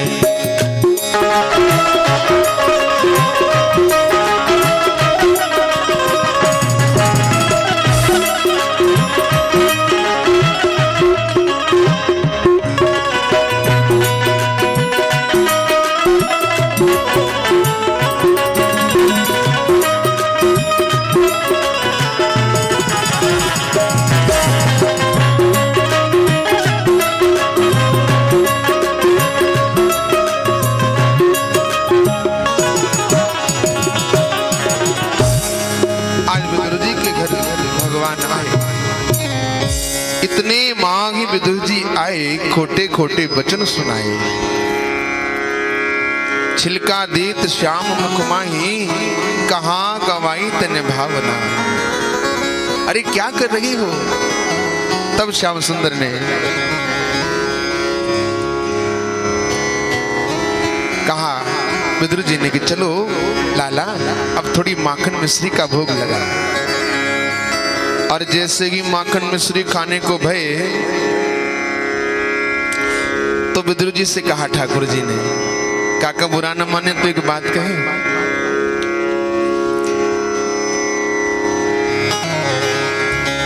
कि केला लिए विदुर कर मांगी,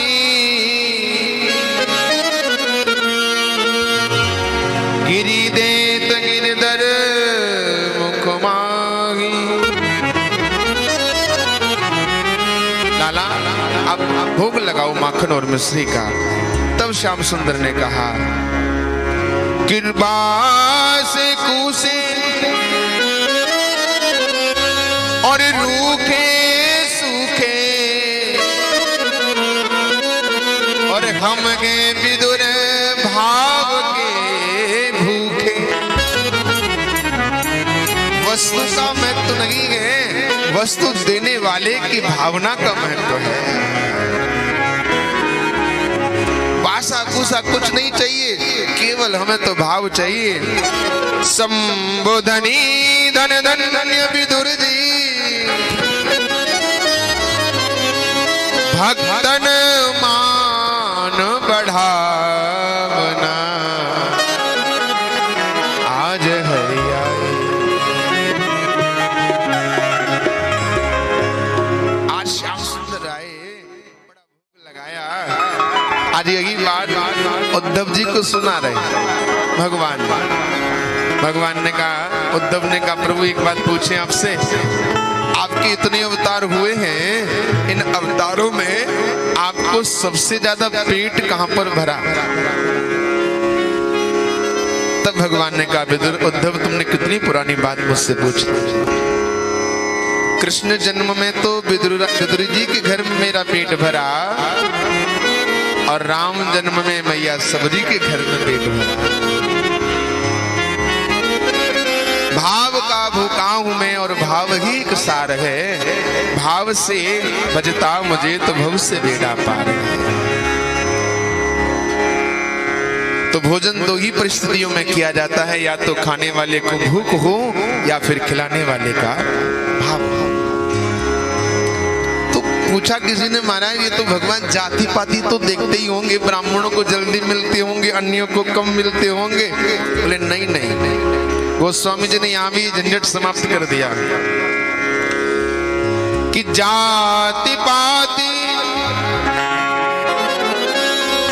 पूछे नहीं कोई,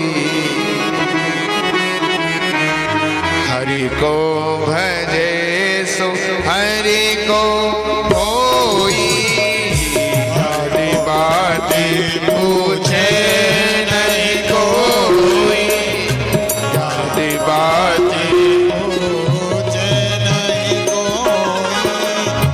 हरि को भजे सुहरि को होई, हरि को भजे हरि को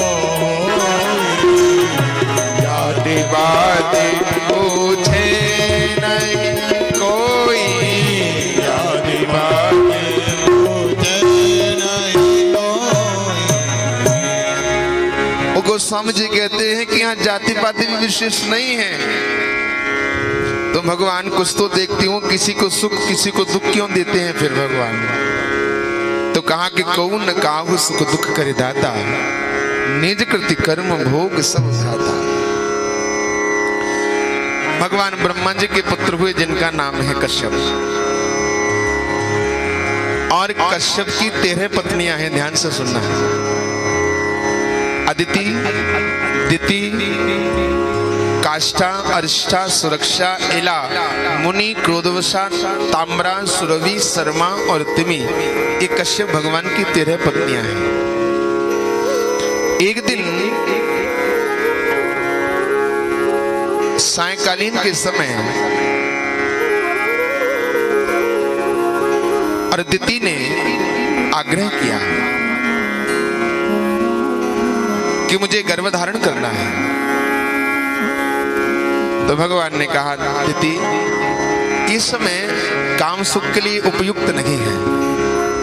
शिव महापुराण में ऐसी कथा आती है बाबा कि सायंकालीन के समय भगवान मैया पार्वती को प्रसन्न करने के लिए नृत्य करते हैं, उनको रिझाते हैं, और मैया पार्वती भगवान भोलेनाथ का नृत्य देखती है। तो हमारे पुराने जमाने की जो मैया है ना, कोई बालक शाम को सोवे तो झट सेवा को खड़ो करते, चल लाला खड़ो है जा, दोनों वक्त मिलने सोवे ना करें। तो कुछ नियम हमारी परंपरा में चले आ रहे हैं, तो न माना तो कश्यप ने दिति को श्राप दे दिया, जाओ तुम्हारे जो पुत्र होंगे वो दुष्ट होंगे। दिति ने कहा मुझे दुष्ट नहीं, मुझे तो भक्त चाहिए था। कश्यप ने कहा अब तो वही होगा, लेकिन जो तुम्हारा नाती होगा ना वो भगवान का परम लाडला भक्त होगा, जिसका नाम होगा प्रहलाद। एतो तो पार्षदो मह्यम जयो विजय एव चघ। इसी का अर्थ किया है गोस्वामी जी ने, द्वारपाल हरि की प्रिय दो, जय और विजय जान सबको। भगवान के द्वारपाल हैं जय और विजय। सनत कुमार जी आए भगवान का दर्शन करने के लिए, लेकिन द्वारपालों ने रोका। अच्छा, कई लोग यहाँ प्रश्न करते हैं बाबा, द्वारपालों ने तो अपना कार्य किया था, भाई द्वारपाल का काम क्या है? रोकना, और ये श्राप क्यों दे दिया? बोले इसमें प्रभु की इच्छा है, होगा वही जो राम रच राखा। ये भगवान की इच्छा है। कुछ लीला भगवान की इच्छा से की जाती है। श्राप दिया तो श्राप के कारण यहाँ भागवत जी में उल्लेख है कि क्रोध करने पर जो तपस्या का फल है वो नष्ट हो जाता है। और सही बताना, हम लोग भजन तो कर रहे हैं और साथ साथ में क्रोध भी करते हैं, फिर कहते फायदा नहीं हो रहा है, तो कुछ तो कम कीजिए। श्राप दे दिया, एक जन्म के लिए नहीं, 2 जन्म के लिए नहीं, पूरे 3 जन्मों के लिए श्राप दिया। और कहा यदि भक्त बन करके यदि भगवान को प्राप्त करना चाहोगे तो 7 जन्म लगेंगे, और बैर करके यदि भगवान को पाना चाहोगे तो 3 जन्मों में ही कल्याण हो जाएगा। भगवान नारायण ने आकर के वही दर्शन दिया, और वही जय और विजय या हिरणाक्ष और हिरणाकश्यप के रूप में आए हैं। पश्यति इति पश्यकः, पश्यकः एव कश्यपः। सतगुण को ही हम लोग कश्यप कहते हैं, और कश्यप की 2 पत्नी है, दिति और अदिति। दिति माने भेद बुद्धि और अदिति माने अभेद बुद्धि। और जहाँ भेद बुद्धि होती है वहां पर हिरणाक्ष हिरणाकश्यप पैदा होते हैं, और जहाँ अभेद बुद्धि होती है वहीं देवताओं का प्रादुर्भाव होता है। हिरणाक्ष कहते हैं लोभ को, और हिरणाकश्यप कहते हैं अभिमान को। हमारे सत्संगी लोग भी बैठे हैं, मैं सबको परिचय है, धीरे धीरे से सब लोग परिचय में आ रहे हैं। मुझे कथा नहीं कहना आता, लेकिन प्रयास कर रहा हूं अपने बुजुर्गों को सुनाने का। रामचरितमानस में राम जी ने तो रावण को मारा, तो रावण थे क्रोध का स्वरूप दिखाई दे रहा है। लक्ष्मण ने सहायता की, भरत ने गद्दी को संभाला, शत्रुघ्न ने क्या किया?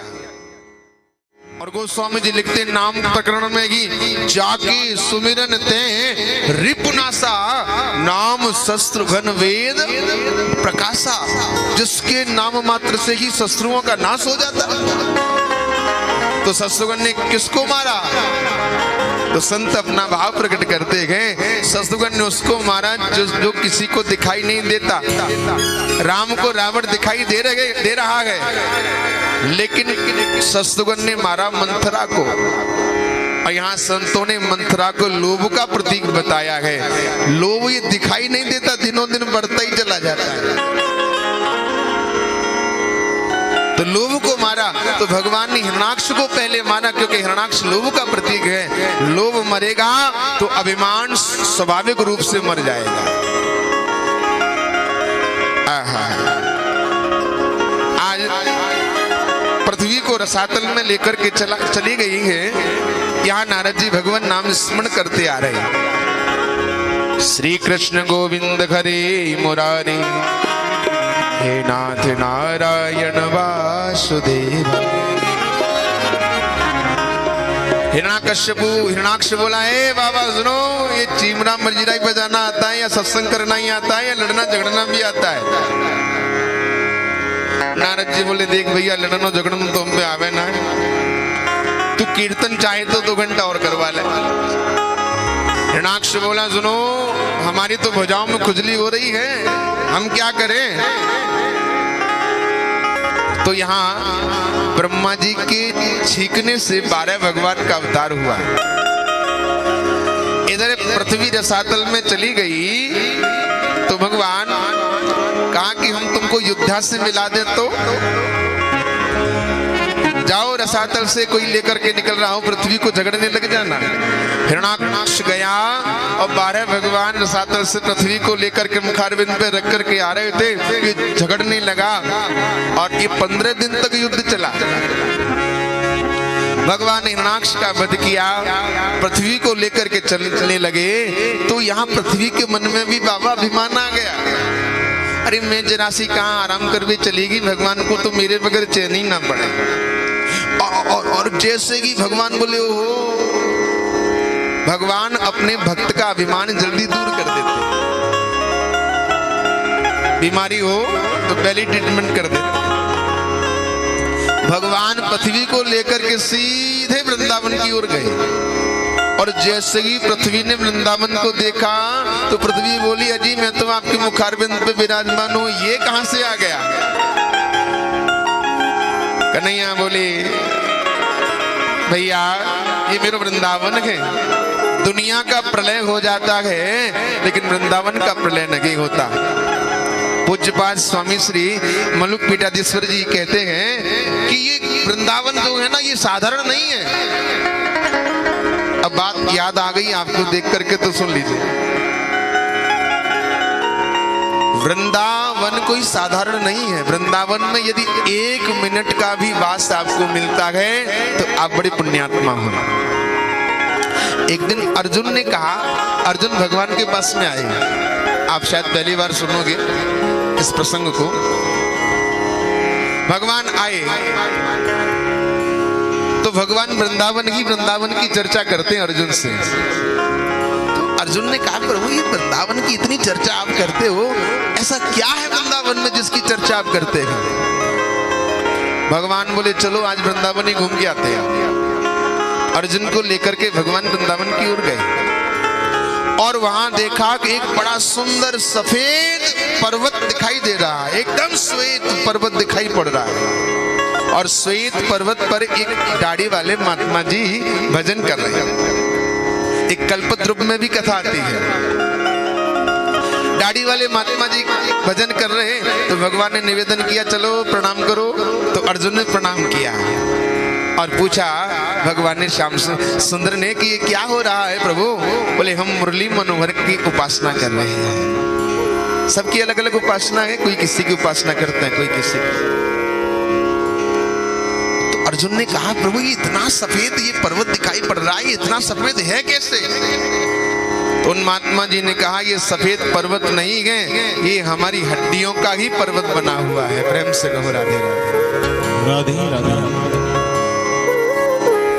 जब जब हमने अपने तपबल के द्वारा अपने शरीर को पूर्ण किया, अपनी हड्डियों के ऊपर ही खड़े होकर के पुनः फिर भजन करने लग गए। तो अर्जुन ने कहा, कितने जन्म लिए आपने? तब संत कहते हैं 60,000 करोड़ जन्म लिया है हमने, 60,000 करोड़ जन्म लिए हैं जिसका यह पर्वत बना हुआ है। तो भगवान ने कहा, तो आपका प्रयोजन भी बड़ा ही होगा भाई, इतना भजन कर रहे हो तो बड़े कार्य के लिए किया जा रहा होगा। तो उस संत ने कहा, हाँ बड़ा ही कार्य है। बोले, क्या चाहते हो? बोले, मैं वृंदावन में वास चाहता हूँ, मैं वृंदावन में वास चाहता हूँ। कन्हैया बोले, वृंदावन में तो वास हम नहीं दे सकते। तो महात्मा जी बोले, फिर काय को आए हो, चले जाओ ना, किसने बुलाया? जब वृंदावन में वास नहीं दे सकते तो वृंदावन की अधिष्ठात्री तो राधा रानी है। बोले, हम वृंदावन में वास तो नहीं दे सकते, लेकिन तुमको 3 दिन रहने के लिए कह सकते हैं और उसमें आपको किशोरी जी के रास का आनंद की अनुभूति होगी। अब आप कल्पना कीजिए, इतने करोड़ जन्मों के बाद में वृंदावन रहने का 3 दिन का अवसर मिला महात्मा जी को, और हम तो कितने बड़भागी हैं, इस वृंदावन के धाम में ही निवास मिल रहा है। इतना सौभाग्य है हमारा। ये भी ब्रजभूमि ही आती है, ब्रज क्षेत्र ही आता है, यहाँ तक भी ब्रज क्षेत्र ही है। बड़े भाग्यशाली हैं हम लोग। चारों धामों में वृंदावन का नाम नहीं आता। तीर्थों का राजा है प्रयाग, तीर्थों का गुरु है पुष्कर। छोटे छोटे तीर्थ इनको कर देने जाते हैं, लेकिन वृंदावन किसी को कर नहीं देता। तो प्रयाग ने कहा महाराज आपने देवताओं का राजा तो मुझे बना दिया, लेकिन ये छोटा सा वृंदावन तो हमको कर नहीं देता। भगवान बोले अरे प्रयाग, तुझे मैंने तीर्थों का राजा बनाया है, अपने घर का मालिक नहीं बनाया। कि धने धने वृंदावन रज धानी, और धर्म कर्म जहां बटत जेवरी, और मुक्ति भरे तहाँ पानी। धने धने वृंदावन रजधानी। वृंदावन तो मेरा घर है। इस प्रकार से भगवान ने पृथ्वी की स्थापना की। भगवान ब्रह्मा जी के एक पुत्र और हुए जिनका नाम है कर्दम। कर्दम से कहा कि पहले विवाह कर लीजिए, बाद में सत्संग में जाना, भजन के लिए जाना। कर्दम जी बोले नहीं नहीं, हम पहले भजन करेंगे, हमें विवाह नहीं करना। लेकिन एक मृग और मृगया को देखते हुए मन में भाव आया, तो भजन किया। किसके लिए? बोले भजन विवाह के लिए। और भगवान ने आशीर्वाद भी दिया, और कर्दम जी का विवाह देवहूति के साथ में हुआ। ये स्वयं मनु राजा की पुत्री हैं देवहूति, आकुति और प्रसूति। 3 पुत्री हैं, 2 पुत्र हैं प्रियव्रत और उत्तानपाद। अब समय हो गया है आज का, तो हम लोग कल कपिल देवहूति संवाद, ध्रुव चरित्र, भरत चरित्र और पहला चरित्र की कथा का वर्णन करेंगे। आप सब लोगों से निवेदन है, आप समय से पधारें। आइए आरती से पूर्व भगवत नाम स्मरण करते हुए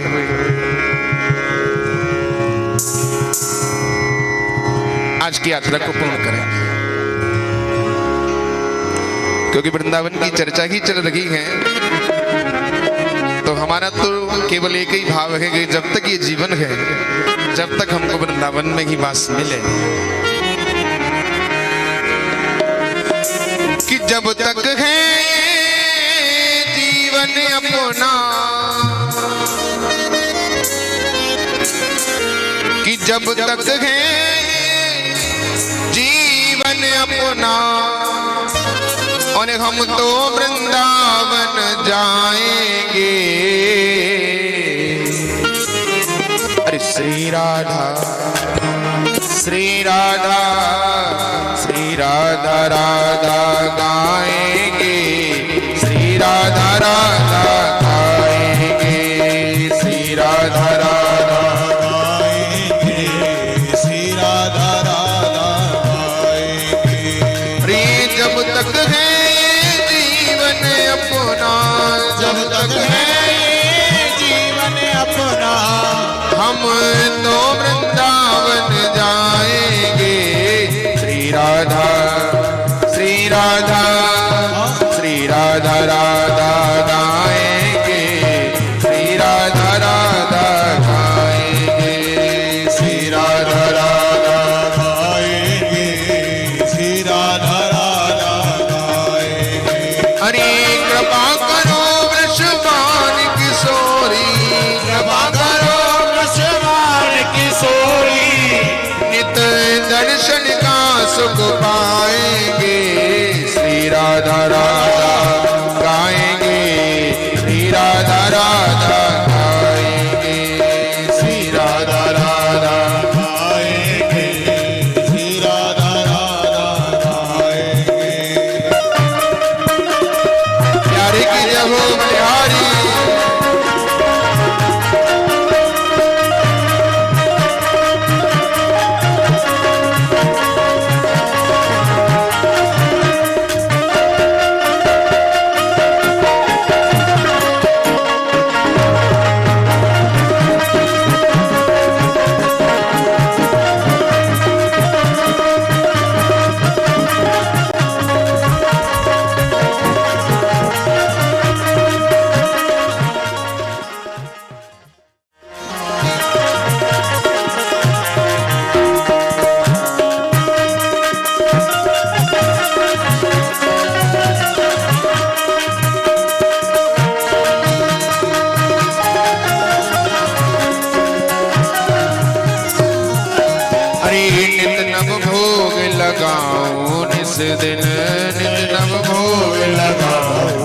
दिन नित प्रसादी पाओ निस दिन नित प्रसादी पाओ निस दिन नित सेवा मगलन की तुम्हारी नित सेवा नित सेवा मगलन की तुम्हारी इस दिन आने लगती तुम्हारी हम तो रोज लगाएंगे श्री राधा श्री राधा श्री राधा राधा गाएंगे श्री राधा राधा गाएंगे श्री राधा राधा गाएंगे श्री राधा राधा गाएंगे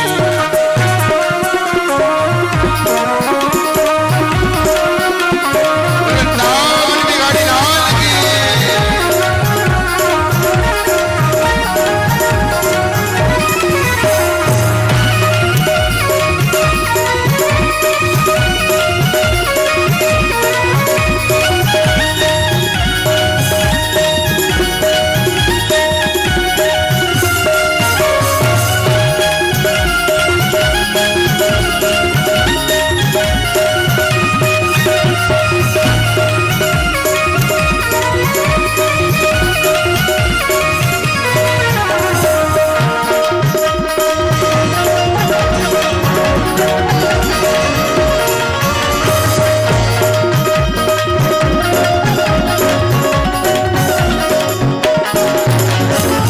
गजरा में दी सुरमालाली गजरा में दी सुरमालाली गजरा में दी सुरमालाली गजरा में दी सुरमालाली मेहंदी महावर चूरन वाली मेहंदी महावर चूरन वाली लगेगा चूनर पुष्पगार सो लगेगा चूनर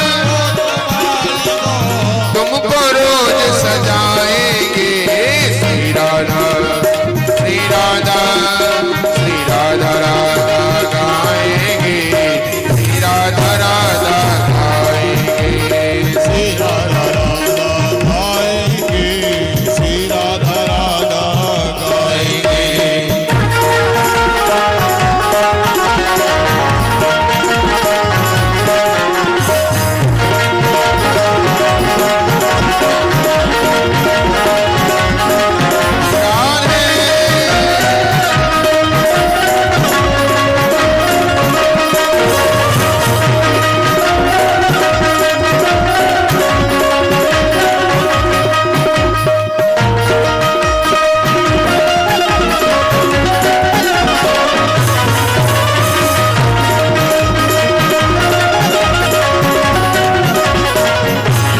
सुबह शाम सेवा में जाओ सुबह शाम सेवा नित जाओ हे भजन गाय के तुम्हें जाओ भजन गाय मेरे नाम हरि सैन आरती के पद गा कर आरती के बदला कर सैन आरती के बदला कर हे तुमको शयन कराएंगे श्री राधा श्री राधा श्री राधा राधा गाएंगे श्री राधा राधा गाएंगे श्री राधा राधा गाएंगे श्री राधा राधा गाएंगे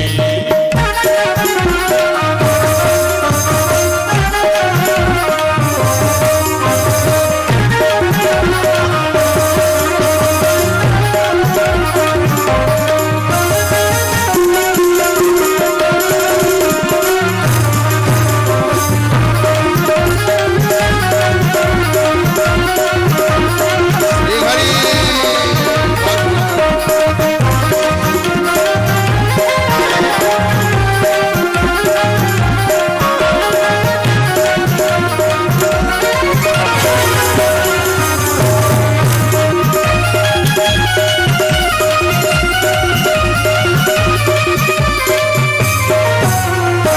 हरि आस अभिलाष हमारी यही आस अभिलाष हमारी एक टक ठेरो श्यामा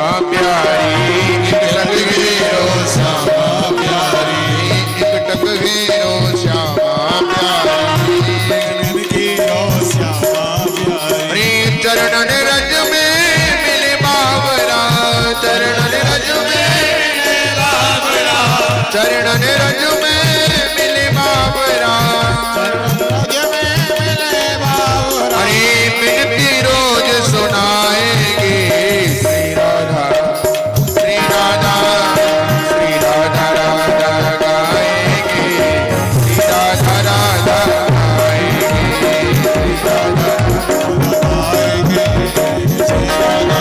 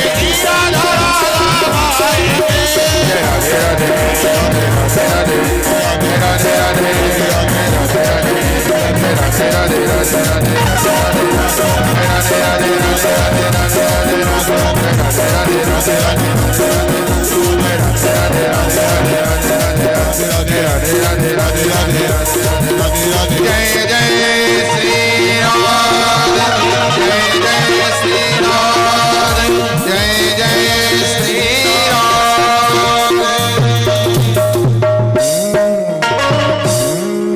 बोले वृंदावन बिहारी लाल की। क्यों भैया घर ना जानो का? खड़े हो जाओ आरती के लिए।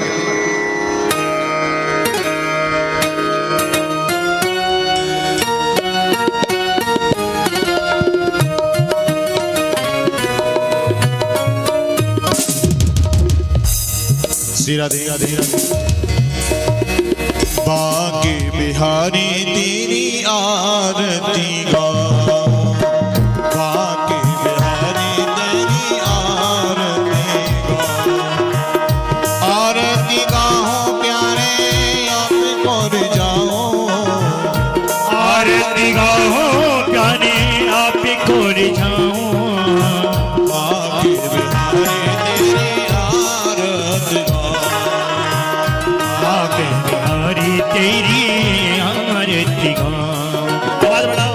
मोर मुकुट तेरे शीश पे सोहे, मोर मुकुट तेरे शीश पे सोहे, प्यारी बंसी लगा मेरा मन मोहे, प्यारी बंसी लाला मेरो मन मोहे, या बंसी पे बलिहारी में जाऊं, आके बिहारी तेरी आरती गाऊं।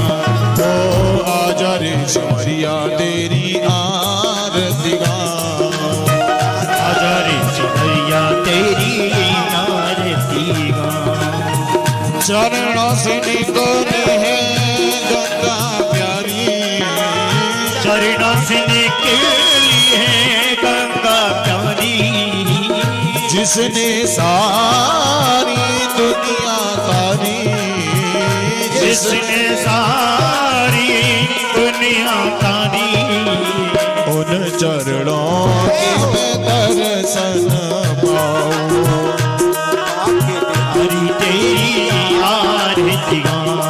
ओ आजा रे सिमरिया तेरी आरती गाऊं, आजा रे सिमरिया तेरी आरती गाऊं। ओ दास अनाथ के नाथ आप हो, दास हाथ के नाथ आप हो, सुख दुख जीवन प्यारे साथ आप हो, सुख दुख जीवन प्यारे साथ आप हो, युगल छवि को मैं मन में बसाऊं,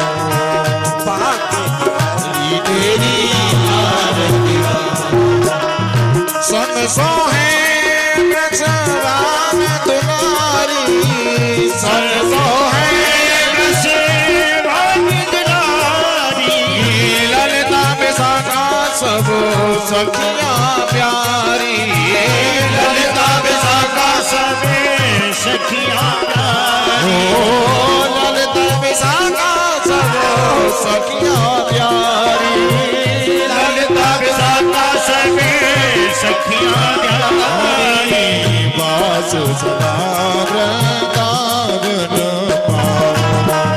भाग्य कहानी तेरी आरती मुरली के बजैया तेरी आरती मुरली की बजैया तेरी आरती कृष्ण कन्हैया तेरी आरती कृष्ण कन्हैया तेरी आरती कर पुण्य गौरव करुणावतारम संसार सारम भुजगेंद्र हारम सदा वसंतम हृदयार विंदे भवम भवानी सहितं नमामि त्वमेव माता च पिता त्वमेव बन्धुरसखा त्वमेव विद्या सर्वणा त्वमेव सर्वं मम देव देव